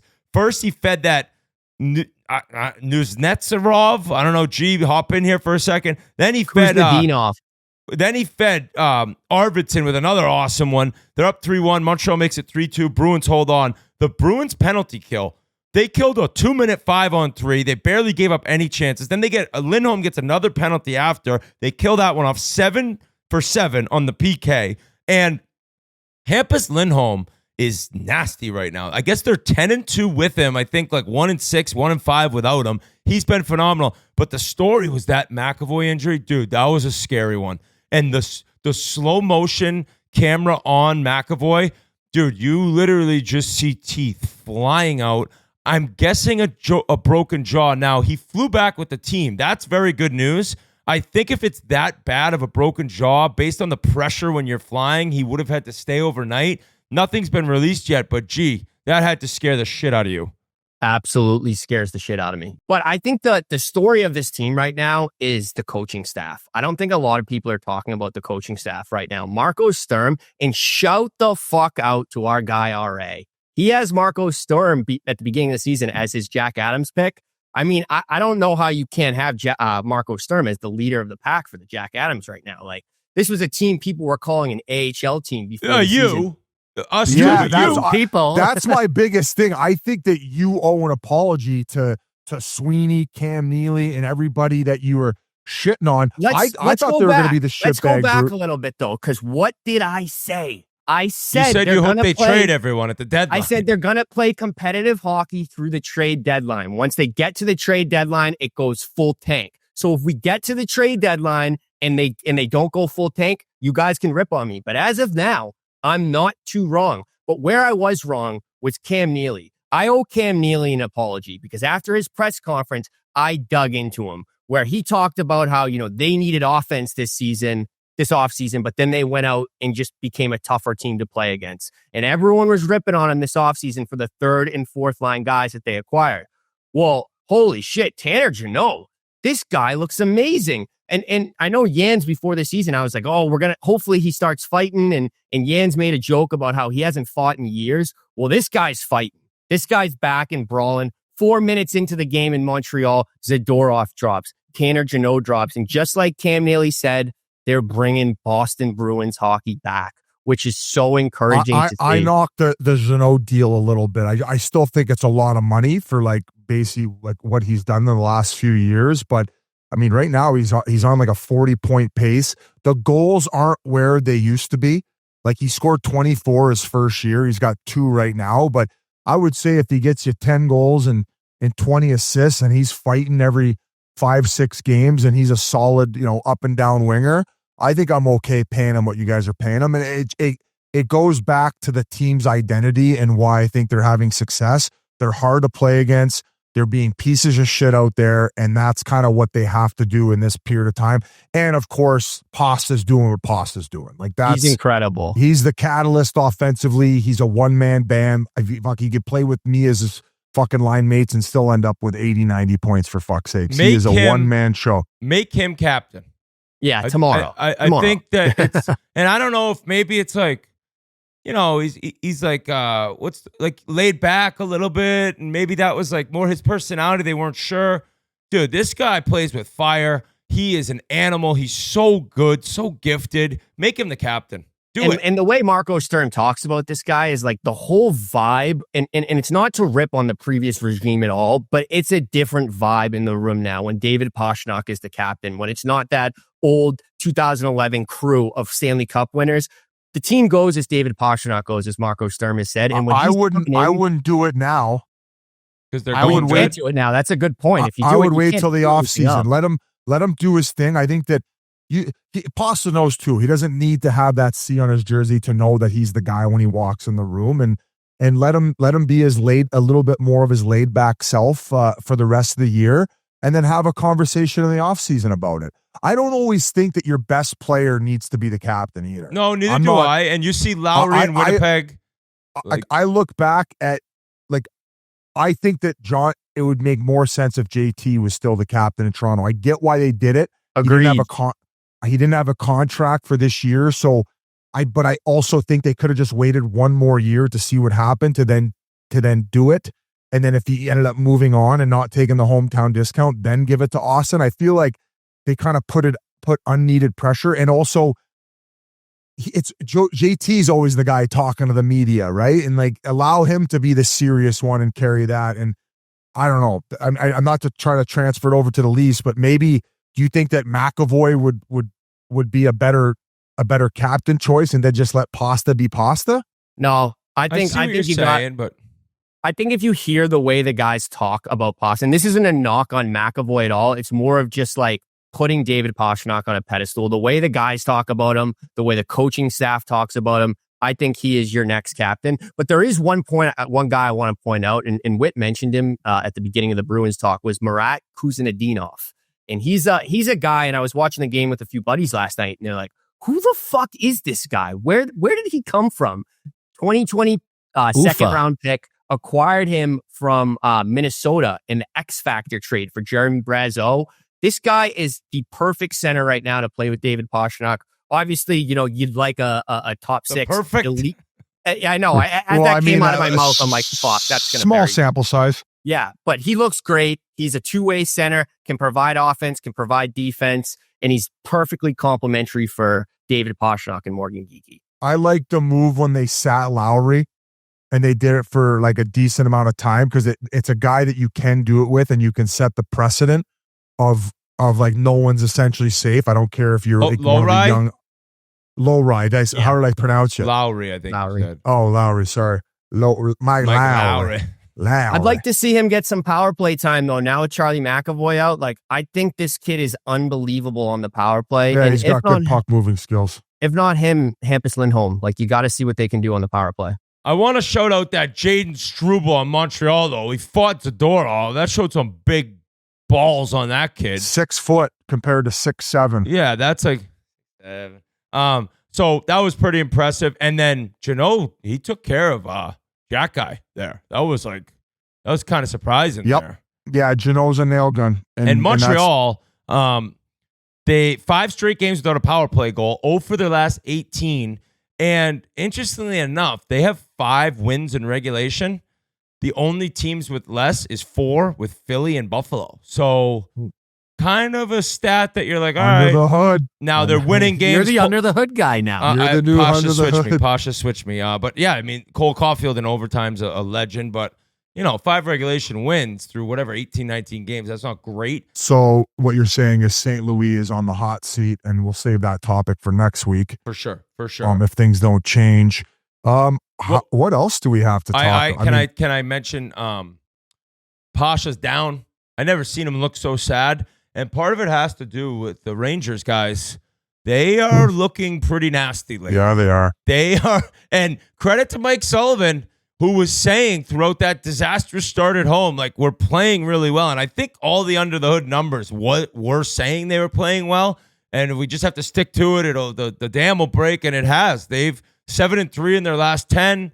They're looking good. They won. I think JT Miller scored the shootout winner in Columbus. So the Rangers have turned things around. They have done it, and I think Trocheck coming back was a big part of that. But shout out the Rangers. Shout out them getting things going. And for me, seeing Zach Hyman in an Oilers uniform again, oh my God. Biz, the guy's been out since the Western Conference Final. The team has not looked good. He comes back, plays 23 minutes, has an assist, and had 11 hits. 11. They won in overtime. Leon with the snipe. He had goal and 2 assists. McDavid had 2 goals and an assist. McDavid after said, they pay us to be the difference makers. That's what we're paid to do. Tonight we did it. Huge win in Carolina. What a quote. Now they were dominated for most of that game. Dominated. So not exactly like beautiful hockey to watch, considering Carolina had the puck most of the game. Hey, but you get a win, you get a win. So that was very nice to see. Yeah, just like the pregame interview as he skated up to Gene Principe, just the vibe and energy he brings. It's so positive and that worker bee mentality. And what a way to reestablish your presence by fucking coming in the lineup and saying, I know we were missing a little bit of jam and that worker bee mentality. And he throws up 11 hits, not fucking timid at all, coming back in the lineup. So good for him. They're probably going to go back to being a wagon after everybody hitting the fucking fire alarms for the first 20 games, and myself included. But that was fun. It was fun to stir it up a little bit. Happy you didn't jump off the bandwagon again this time, Whit. Yeah, good for you, Whit. Thanks, Staying guys. I'm I'm really not growing quitting on your team. You learned your lesson. Growth. Dallas guys, they keep chugging along. Jason Robertson gets the hat trick Saturday night. Rantanen is a machine. Heskinen's playing the best hockey of his life. And there was a reason that we had Craig Ludwig on the show today. We hadn't given Dallas enough love. All of us, maybe not Murr, but me and you, Biz, we questioned going into the year the Dallas Stars. It was an odd off season. It was a weird end to the season last year with the pulling of Ottinger in Game 6 of the Western Conference Final. But they have not slowed down. Wyatt Johnson, who's had... This is his 4th year. He's gone up in points every single year. He's over a point per game. They got Robertson over a point per game. They got Rantanen over a point per game. They got Heskinen's right at a point per game. Duchesne's injured. Ben's injured. So let's right now go to Craig Ludwig where we talk about the Stars for 15, 20 minutes and give them the love that they deserve. Guys, quickly, we got to talk about Noble. This episode is brought to you by Noble. Noble is a footwear brand for training and for daily life built to support you in your pursuit of physical, mental, and emotional strength. What a tagline that is right there. Noble celebrates a no bullshit approach to wellness. They've got options across lifestyles and training, and they're the best shoe for anyone who wants to be a better version of themselves. Plus, Noble is now the official training shoe of the NHL. First time I got to wear Noble was at the Barstool Ryder Cup because they make some golf shoes that were incredible. Unreal, comfortable, light, awesome shoe. And then they sent us over some lifestyle shoes that are great. Gave my dad a pair. He loves them, wears them all the time. I love them. They're awesome. They're comfortable, and you can train in them as well. So it's great, great shoe. Noble is where it's at. And exclusively for Spittin Chiclets listeners right now, Noble is offering 30% off your order. Visit www.nobleproject.com/chiclets for 30% off your entire order. What a deal that is. That's www.nobleproject.com/chiclets NOBULLPROJECT.com/Chiclets for 30% off of the official training shoe of the NHL. No bullshit approach to wellness. Guys, let's take a quick break here and talk about Game Time.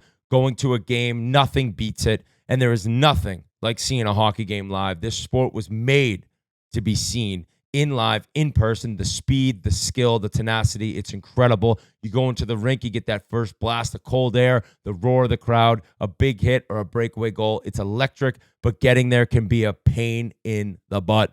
Queues, price jumps, getting logged out mid-click. All you want to do is be there, beer in hand, yelling with the crowd, cheering on your favorite team, and Game Time makes it easy. It gives the advantage back to the fans. It's the hack for unlocking amazing tickets and experiences in a few taps. It's incredibly easy to use, and the Game Time guarantee means you can trust you get 100% authentic tickets on time and at the best price. Plus, fees are always included, so what you see is what you pay. I was looking at tickets for BU against Northeastern Saturday, $30 right now on Game Time. It's a great deal, and Game Time is so easy to use. Take the guesswork out of buying NHL or college hockey tickets with Game Time. Download the Game Time app, create an account, and use code Chiclets for $20 off your first purchase. Terms apply. Again, create an account and redeem code CHICLETS for $20 off. Swipe, tap, ticket, go. Download the Game Time app today. Welcome now to a friend of the show's, a guy who's been on before, who blocked a shot like no other with the biggest shin pads of all time. Craig Ludwig, what's going on, buddy? How is Dallas right now, and how have you been? Well, thanks for having me on, guys. Dallas is great. It's going to be about 80 degrees again. They call that fall here, I guess. Otherwise, everything's good here, and especially in Starsland. You know, they seem to be putting things together, and I'm sure you guys are going to bring up a number 96, but I don't even know what to say anymore about the dude. He's pretty good. You love him, eh? We got to talk about him. And last night, it was the Jason Robertson who's been incredible. Hat trick last night. The team, I think, second best, maybe third best record in the league. Us idiots, or me and Biz, we kind of thought it might be a tougher regular season for them. I don't know. We didn't love the DeBoer firing, but they have looked phenomenal. Wyatt Johnson's been great. But what have you seen from Jason Robertson in a year which he's brought up all the time in trade rumors? Maybe it's changed now in Big D. Well, I would be included in one of those idiots, guys, because when we started the preseason, everything, you know, there was a hole there on the left side in the top six. And so, you know, and I brought up the Gully in the summer. I was talking to him in July, I think it was, right after he got hired. And I said, man, I don't know what you're going to do over there. And any chance, what about Sam Steele? And all of a sudden, Sam Steele goes from a third, fourth line guy to a top left winger. But as far as Robo goes, you know, I think that the Olympic thing for a lot of guys, the contract for him, I don't think he really wants to go anywhere else. I mean, again, just look around this team. But I'll tell you what he did versus last year, and I know that he had a bit of an injury to get started. I didn't see, in all honesty, last year, I didn't see the compete. I didn't see the second and third efforts from him. And goals weren't going, and it was kind of like, and it's bad to say this, I can go hang with these guys this afternoon. We got this country thing going on for Ralph Strangis and Joe Neuendecker going to the Stars Hall of Fame this afternoon. But anyway, I kind of felt bad even saying that because I know, you know, he's such a good player, obviously goal scorer, things like that.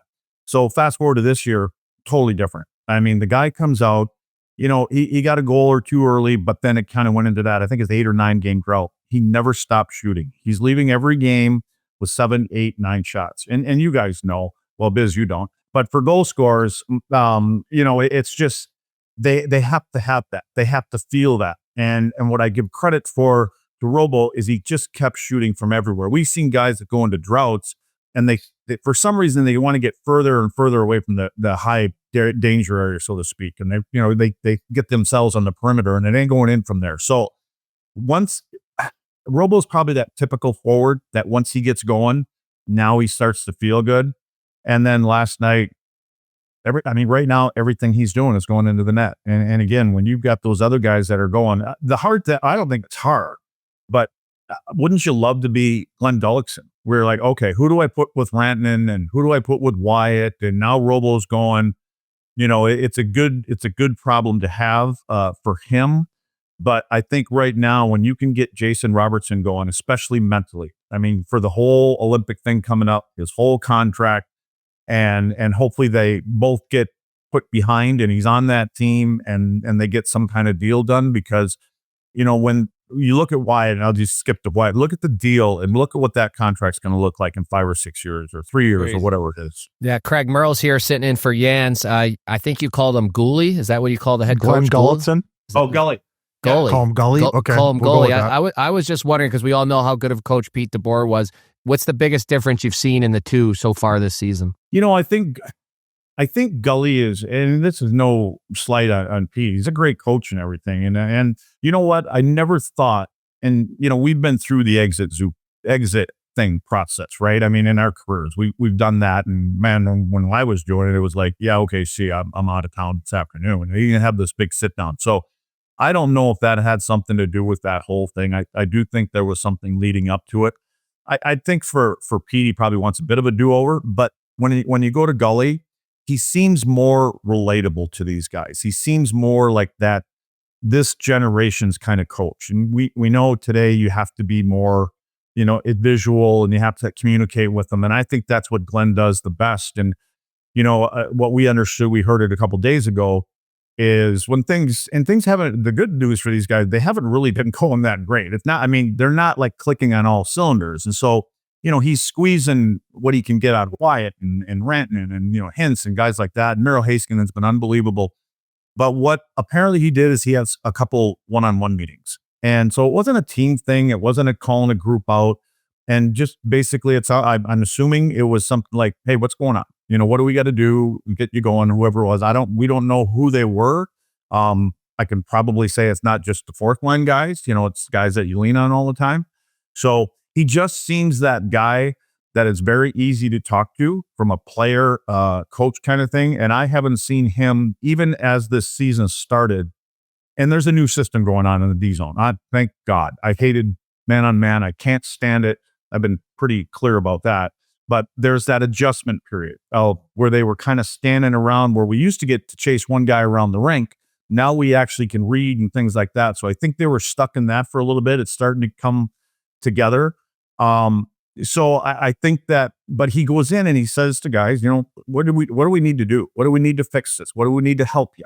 And I like that when you're going to pull guys in individually, because we know it's really easy to go into a meeting with a coach. And when you come out of that meeting, everybody knows you're in the meeting. You come out and you can pretty much tell them what you want to tell, but when you get called out in the locker room, we all know what's going on. Ludwig, you blew this and you blew that. So I think it was a little personal kind of thing. And I think guys probably respect that. And since we heard about that, now Robo's going and everything else seems to be coming together for him. Lud, did you see that piece that ESPN released, Emily Kaplan, when they interviewed Ottinger about the situation? I think Mason Marchment spoke, one of the defensemen.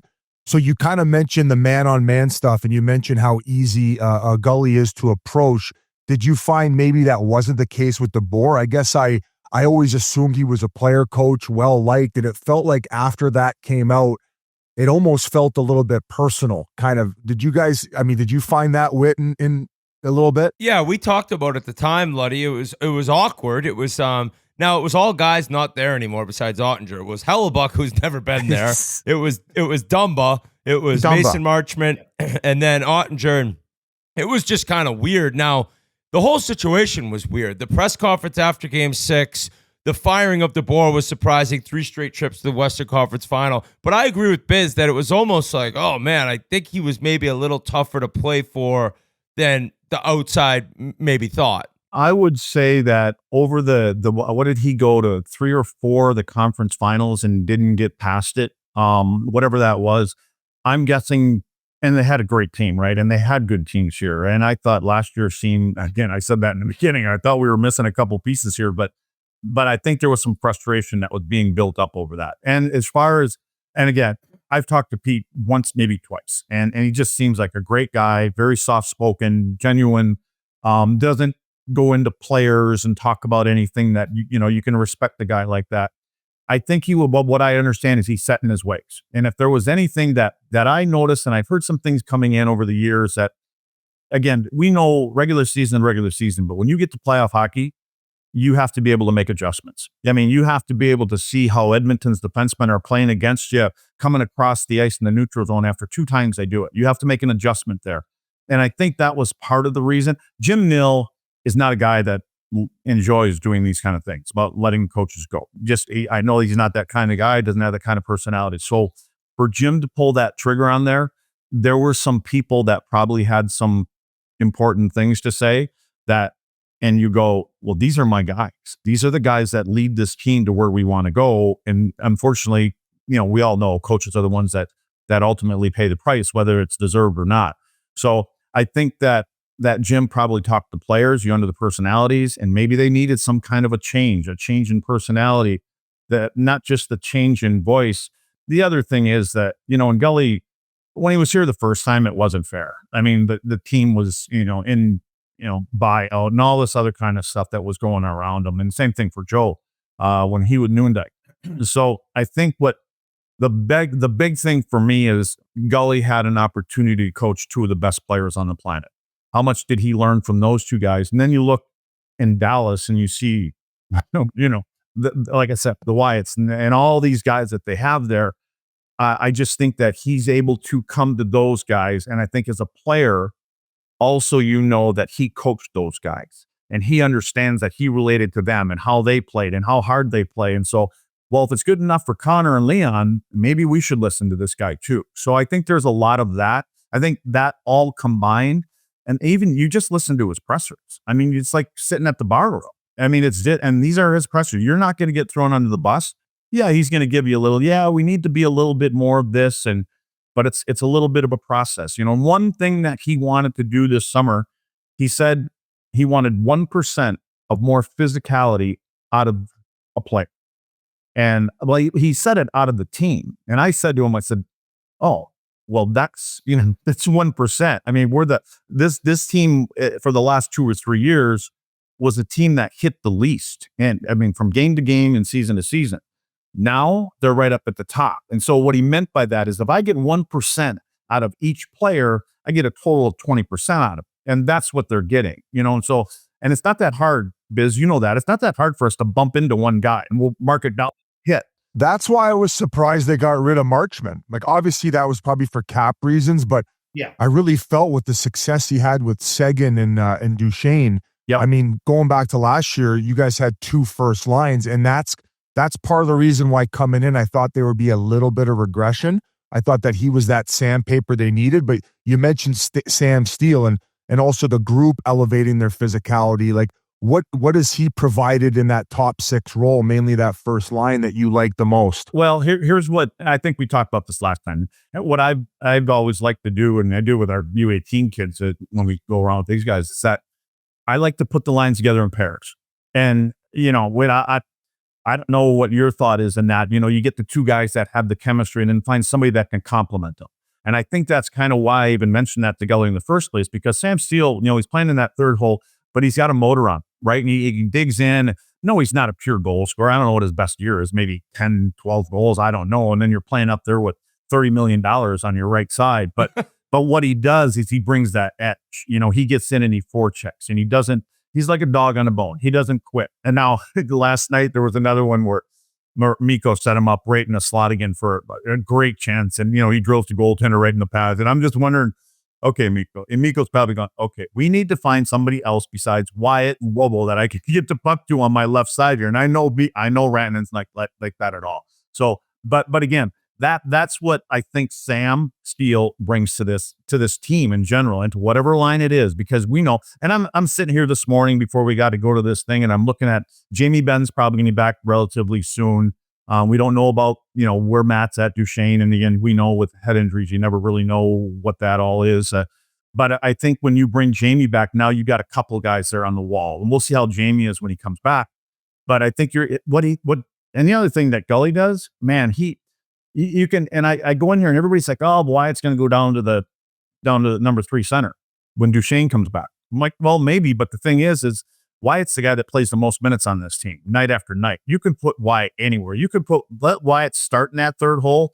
2 shifts later, you can put him up on the left side if you want to put him up there with Hintz and Rantanen or Robo and, whatever you want to do. So there's been a lot of that. And that's the other thing I'm just curious about forwards. Do they get to the point sometimes where, man, we're doing a lot of jumping around here and I'm not with this guy. And maybe they enjoy it. I don't know if I don't know if you like playing with different guys all the time. And maybe that's what keeps you fresh and keeps you more into the game than just that same old line thing. But Gully has done a ton of that about moving guys around during the course of the game. That's happened in Edmonton too.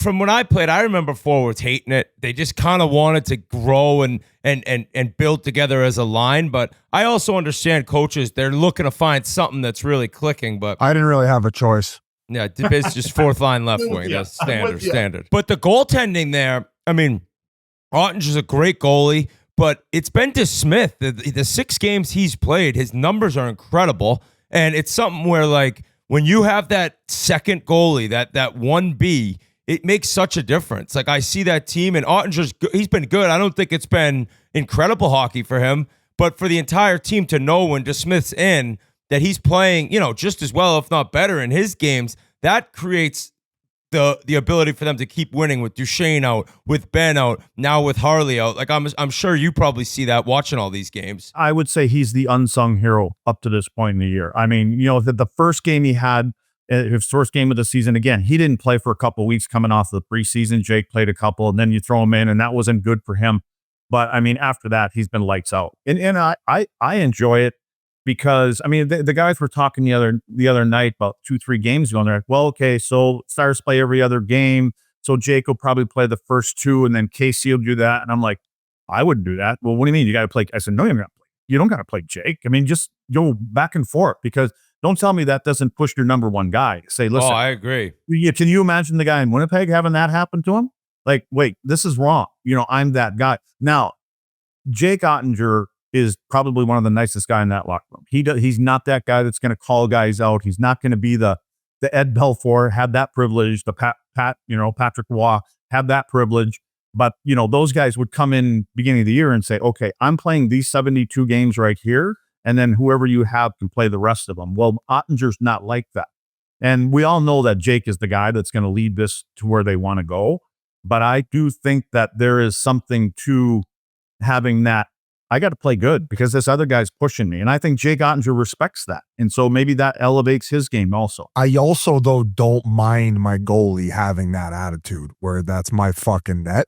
Yep. So that's where I guess I'd push back a little bit. You mentioned Rotten, and you said you don't really need to talk about him because everybody knows he's a superstar. But what was some parts of his game that you were unaware that were that good before he moved over to you guys? Because now you're watching him so much. Like, what impresses you the most? Probably 2 things. The first thing, see, the thing is when you're watching him play in Colorado, there's McCarron, there's McKinnon, there's other guys. He doesn't pop. To me, he didn't pop like that. No, I agree with that. Because you're always watching them other 2 guys. Well, now when you see this guy every other night and what he does, how he leads, number one, I would say business, the physicality. I didn't realize he was as physical as he is. It's not like he goes Jamie Benn on you or, one of those guys that takes a run across the rink. He's a house. And he knows where the hits are coming from. He had a slight little reversal. Oh, yeah, against Wash, wasn't it? We talked about that. The guy was punctured crippled. a guy's You lung. guys saw that. I mean, and it really didn't look like he did anything. He was basically protecting himself. But he's strong around the front of the net. He's more physical than you would think. And to get the puck away from him is almost impossible at times. And if you do, he's pissed off. And he lets you know next time, I don't know if I want to take that puck away from him. The other thing is he can send rockets across the ice on his backhand. On the tape, it seems like every single time. It's just, I couldn't make that 6-foot pass to Zuby like that on my forehand. He does the scene with guys draped all over him. And what he's able to do, again, when I say that, he can he can have guys breaked on him, whether he wants to continue to go north with it, draw a penalty and get a scoring chance, or just draw somebody else open. Because I think now guys have learned to play with him. Like, this cat's going to find a way to give me the puck. I just got to find the hole. Just find that space. And that's why Robo's good with them. Wyatt's good with them. And again, So I don't have enough adjectives, to be honest with you, to see what he does every single night. And the biggest thing with a couple of things, it's consistent. It's every single night. You haven't seen him go, he's looking tired, because early on in the season, the first 7-8 games, I'm like, this dude's out there every single second shift. I mean, he's going to wear him out, but he doesn't. He keeps on going. And then there was one shot that we had about a week ago or so, and Dallas had a 5-on-3. And and again, the guys that are on the team, and the camera went to him and they panned to him and he was on the bench and he was holding court. Nobody else was talking. Rantanen was telling them what's going to happen on this. And they were all like 6-year-old kids staring at him. Did they score? He just commands that when he came in. I'm blown away by how good he is. I got a shirt made that says Moose Mode on it, for God's sakes, that I wear. Okay. And I have antlers that I wear on certain nights. So I wouldn't do that for anybody, but again, he is as advertised. And when you look at the whole clusterfuck that happened at that whole thing, I think everybody everybody's fine right now. Carolina's fine, and Nation's fitting in well over there, so maybe it was good for everyone. Yeah, Whit mentioned a controversial take that we get everybody with the swords out at you, and he mentioned that one, that everybody ended up happy about all those trades. What was the other one I was going to say? Oh, did they score on the 5-on-3? No. Oh, okay. No, they didn't. Okay. Well. But they were listening. They score. They literally score a power play goal a night, or something odd times, quite 2 of them. But and again, if you're an opponent, you don't think that's coming into play when you're playing these guys. You're like, listen, yeah, we want to be hard on them, but don't be too hard on them, because we can't put them on the power play. Do you feel like we talk about Tom Wilson being a unicorn? There's just not many guys like him around, and in kind of the power forward position. Who were the guys in your era that were like the Rottenens? And do you find that there were just more of them? Well, that's a great question. I honestly, I can't compare him to anybody I played with or against. I mean, the guy, to me, I don't think he got enough credit, was Mario. Like I've said this before. I even said it to Gretz when he was in town. I know Gretz is the greatest guy to ever play this game, but for me, Mario is that guy, because, and there, that statue that's outside of Pittsburgh there, right? With him on it. You know who's draped on him? Sean Chambers, right? Well, I was part of that. So, and there was a play that Bundy and I were out there together, and Bundy was kind of wide. Mario went up the middle of the ice. Bundy was on the right, but he played his offside because naturally I couldn't. So Mario got up the middle of the ice. I turned to catch Mario. I grabbed him because I wanted to take a penalty. I said, I'm not going to get out here and be scoring it. I grabbed him. He didn't budge. He got my feet off the ground. He went in and still deked our goal. I think it was Darcy Wackelick. And he still deked the goaltender. And so for me, his size and, vision, his hands, everything that he did. Now with Gretz, was different, because it's more Gretz. What he did is he just guys kept coming to help you. And we're like, no, don't help me. I can keep him over here. Just, it's the other guys that we got to worry about. But you know what? I don't know what, even a Tom Wilson guy, right? But like when it goes to Rantanen, the things that he does, and he's going to put up another 100+ points around here or more with this group that he has, if they all stay healthy. I don't know a guy in this era of my era, our era, I don't remember a guy that could do the same things that he can. Because again, the reason I think I say that, because I'm sitting here going, he is the best player I personally had to sit and have the privilege to watch every single night. And I just stay healthy. And because again, he's not a guy that gets hit. He delivers more hits than he gets hit. And then maybe because he sees everything. So I don't know. All them mooses has sets of eyes in the back of their heads, but this guy seems like he does. What he reminds me of is like Yager, where he has this huge ass. He's got the long reach, and just the puck protection is like nobody else. That's the kind of player I see him as. Well, apparently you had the privilege to see Gigs naked, because I don't know how big ass is on large ass. I had no chance of getting it from. But why I have the mic here. I wanted to ask you, if somebody's listening to this for the last 20 minutes, they think Dallas Stars, they're rushing over to the sports book to take him for the Stanley Cup. But it's obviously always not that nice and clean. What's one thing that they're missing that maybe we'll look for at the deadline? Yeah, I think they're going to look for a top 6 guy. I really do. But we're still missing a couple guys, right? If Janey comes back and fits in that hole, And then you've got Duchesne comes in there and he becomes healthy again. Like Biz, you said it earlier. That was their best line last year. It was. Are they missing a Marchand type? Listen, Marchman's this is the end of his deal, isn't it, this year? I don't think he's got a contract yet for next year. No, I think he's signed. Here we go. I don't know if that's how. I don't know if that they're entertaining that tampering. idea. That's And tampering. do you be able to bring him in what, December, January, February, whatever it is? And what's he going to have? Maybe $1 million left? I don't know if you're allowed to because it's been less than a year. Right? Oh, there's a time period on that. But he could sign as a free agent. Okay, breaking news. But the thing is, though, we're talking playoff time, right? So I do think, again, I know Nils is coming back. Nils Lundqvist, who had a good start to the season in the back end. Are they going to look to upgrade back there? I think the Bishop-Petro pair has been good. You can't say anything bad about any of these guys. I can't really even go in there. Adam Ernie's been good when he got in the lineup, for crying out loud. Everybody on this team has done their job, whatever role it is. Bastian's got a couple goals, I think it is. And he came in here thinking he was going to play one every 4 or 5 games, and he played like the first 6, 7 games in a row, got in a couple fights, knows what his role is, which is why he brought here. So, you know what? They're going to be up against the cap. We know that, right? But I never count out, the 3-time award-winning Jim Nill. And so, but then again, why would you want to do business with Dallas? When you think about it. Hang up. Don't even answer. Don't even answer the phone. He's probably got something on you with private investigator. Just because you were a defenseman, and I feel like we have to talk about the 2 guys on the back end, Heiskanen, and then now Harley's out. I think a lot of people didn't really want to see Harley make more than Heiskanen. Too bad, so sad the cap's going where it is, but probably you assume extremely well-deserved in everything that he's done since he's gotten a full-time role there. Yeah, and now he's week to week, apparently. He missed last night's game. Thomas hasn't had a great start to the year. And again, maybe a little bit was getting the deal done but he's not the same guy he was last year. And maybe because of, now we find out before the game last night, he's going to miss that game. He was actually TBD for the previous game too, went in, played the game, but he hasn't looked the same.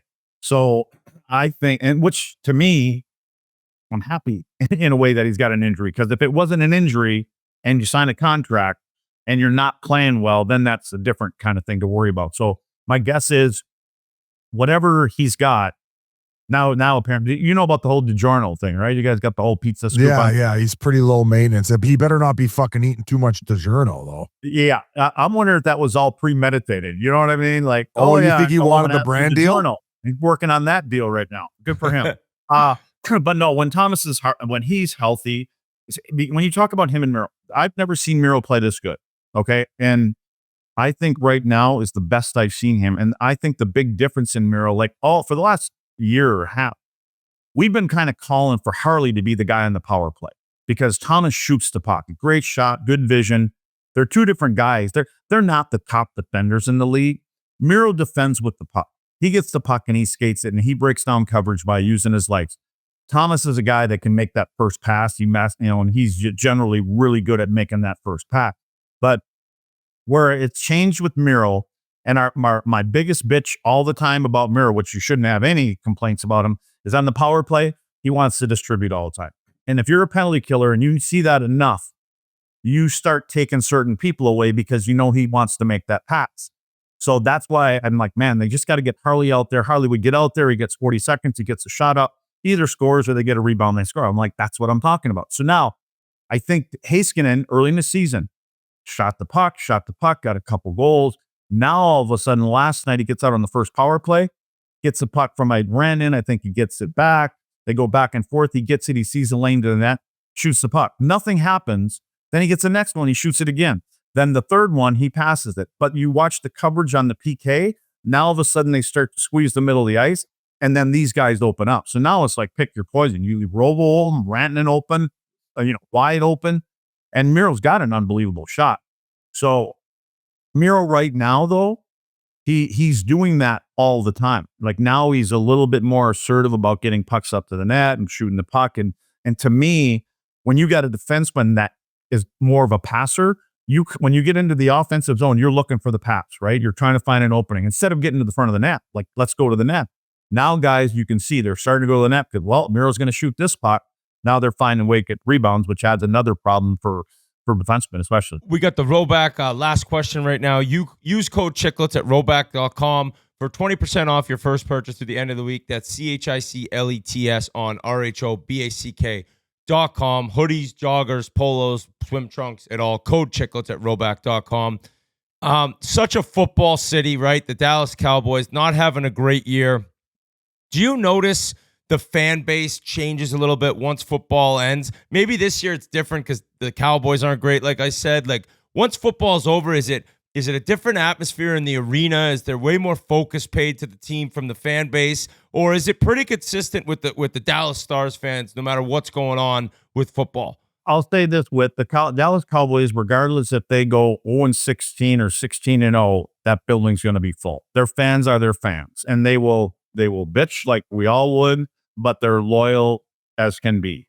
High school football here is huge too. And it's a reason you don't see a ton of games going on Friday nights because of high school football. They try to stay away from it. They try to avoid those until after after football's over with. So but the Dallas fans, I mean, there's still Dallas fans here that I played that are still season ticket holders. Like, that building is full every single night. It's crazy downtown.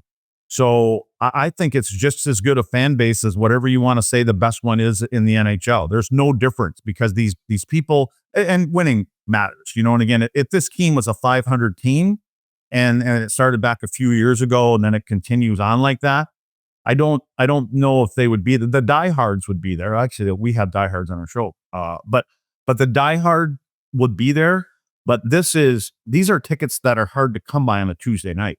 So their fans are their fans. And again, a ton of credit to, the ownership, number one. But again, Jim Nill understands that part of this business is entertainment. And so he's trying to find those players who can help you win, but are the Rantanen types and the Wyatt kind of types that have that. That's why Glassbanger hasn't been expelled. Yeah, is he out yet, or what happened to him? He got out. You tell me. He got out in May. I don't know. I figured you may have something to do with it. He could be back in, though, for all we know. I want that fucker in solitary confinement. Yeah, I don't know. I haven't seen him around. So, his dad was one of the big dogs, advertising-wise, had them same seats at reunion with McDonald's, I believe it was. So that's kind of how he got into that spot. Do you ever see that girl behind the bench with the huge bombs? Yeah. What do you think I'm fucking Stevie Wonder? What do you mean? Have I seen her? I'm asking. Our camera guys go to her like every fourth break. Yeah, seriously. What do you guys say? What do you guys say about that? Like, you guys got like a group text where it's like, hey, the knockers are here. We got the big Lukes in tonight. You're gonna have to go to those guys to ask those questions. Okay, I've learned that lesson a long time ago. I stay away from the text messaging stuff. Luds, this was awesome, dude. Thanks for the breakdown. Yeah, thank you so much. Listen, we're going to Gillings tonight. Joe Newendike, Ralphie Strangis going into the Hall of Fame. That's awesome. I love it. Craig, you're the best. We appreciate it. And the Stars are a wagon, no doubt. We all underestimate them. So have a great Sunday. Thanks for having me, guys. Guys, we got to talk about DraftKings, spinoramas, Michigan goals, a glove side kick save, an overtime breakaway that rings off the crossbar.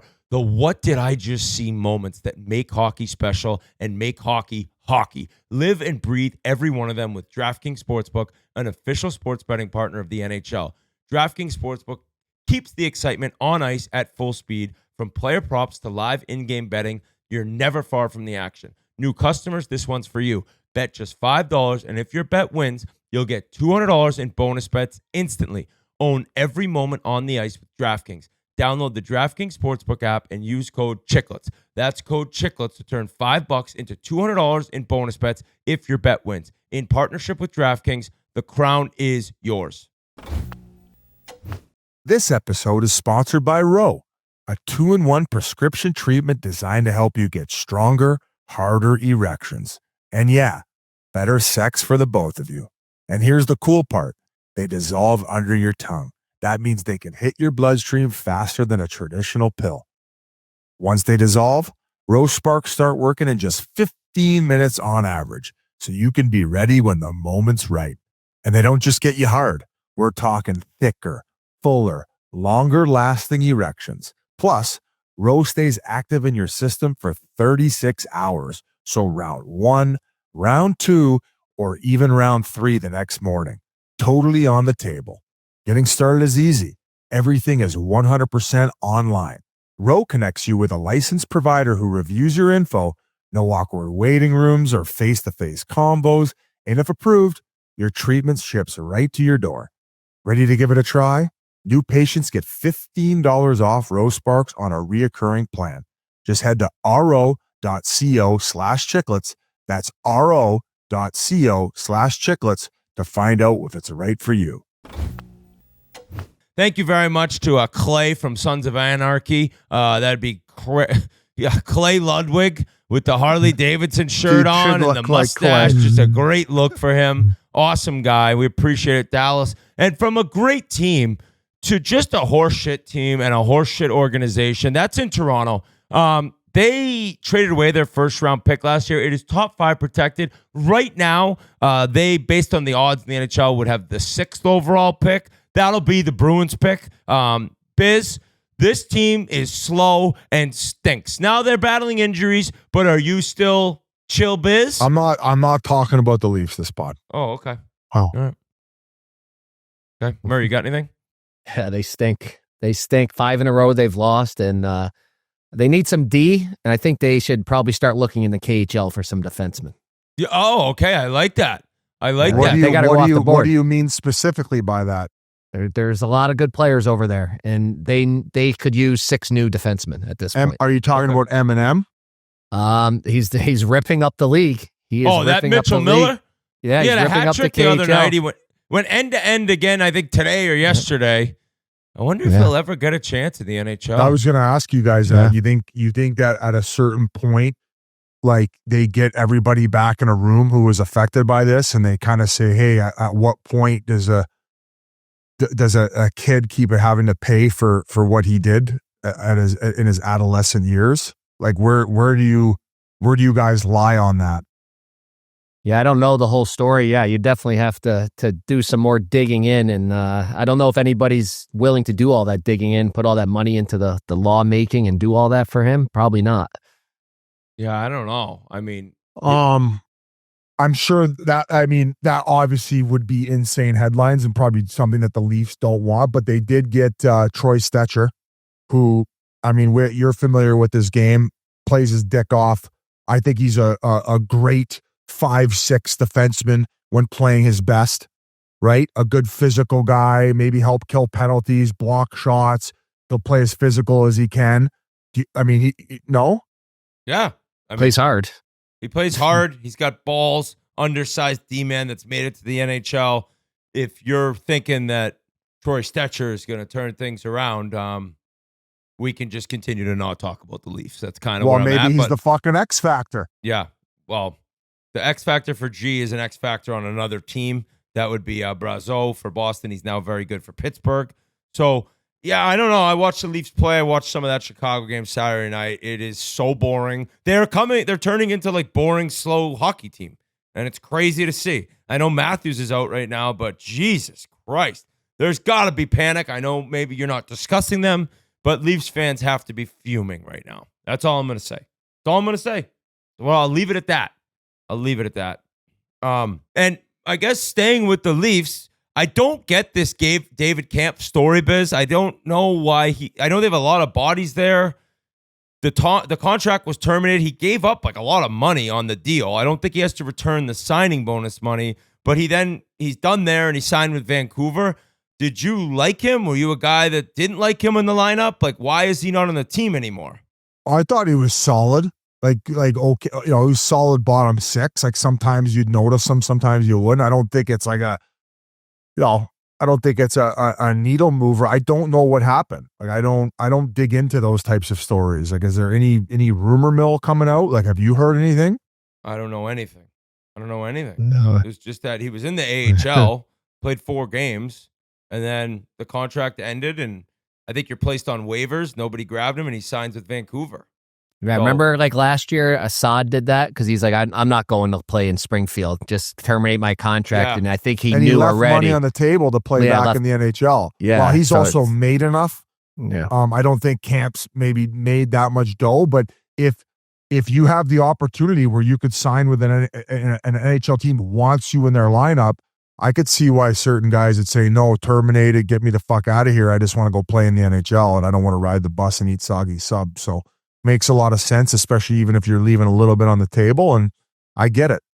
Yep. Not the National League. I hear you. I hear you. That kind of Never wraps it Hungry up. League. That wraps it up. We'll be flying out to LA tomorrow. Or today as you're listening, Monday, we're all traveling. And I think this is an exciting week for us because Thursday it's an awesome Sandbagger at Wollaston Golf Club against Krejci, Krug, and Tuukka Rask. Biz, Wednesday you mentioned Pekin will be coming out. Once you you left Friday's show, we watched the trailer. How did you get that bird to come on your head? That sounded I'm a fucking weird. bird whisperer, bitch. Okay, yeah, fair enough. You're a bird watcher. I know that. So Peking Wednesday at what time? Noon? No, that's the Sandbagger on Thursday at noon. That's coming out on the Spittin Chiclets YouTube channel. Game notes is on there as well, folks. That's where you can watch them. Wednesdays, live every Wednesday. Slump And you can watch them after. You can even watch them after. You don't have to be there live to be in our chat. You can even watch it afterwards. It's fun being in the chat. But how many followers? Guess. Yeah, I think you said already. Well, guess it. 424? 24,000. You nailed it, Whit. Great job. I was listening to you. Merles, game notes wise, Michigan State is like way better than everyone, huh? College hockey's a shit show. It besides them, they all win one, lose one. Win one, lose one. There's upsets every weekend. All these teams are all brand new guys. It's a wild season. It's been fun. I cannot wait for the tournament. We got one regional here in Albany, and then the Frozen Four's in Vegas, baby. Vegas. God. So God. What a season we got coming up. Oh my God. Oh, we got Maine Chiclets U coming next week too. So we're coming at you with the that's a good one. Premiere season 1. Then the following day we got the Sandbagger with the Boston Bruins. I mean, G had a Krejci jersey behind him. That's how big of a bag licker he is. Krejci, Krug, and Tuukka Rask 2.0 in the Sandbagger. And then next week, Chiclets U. So subscribe to the Spittin Chiclets YouTube channel. Let's get those followers up. And thank you for hanging out with for another podcast. And final week to buy the breast cancer merchandise that we've been selling for a little while here. So go to the Barstool Sports store to pick that up. Support a great cause. Can buy some wigs for some women that are going through a tough time. So thank you, everyone. Yans will be back with us. We'll be all together recording in LA for Friday's show. I can't wait to get out there. Hopefully the weather's all right. Going to get some awesome interviews. Very excited for some big time interviews out there. And have a great week, everyone.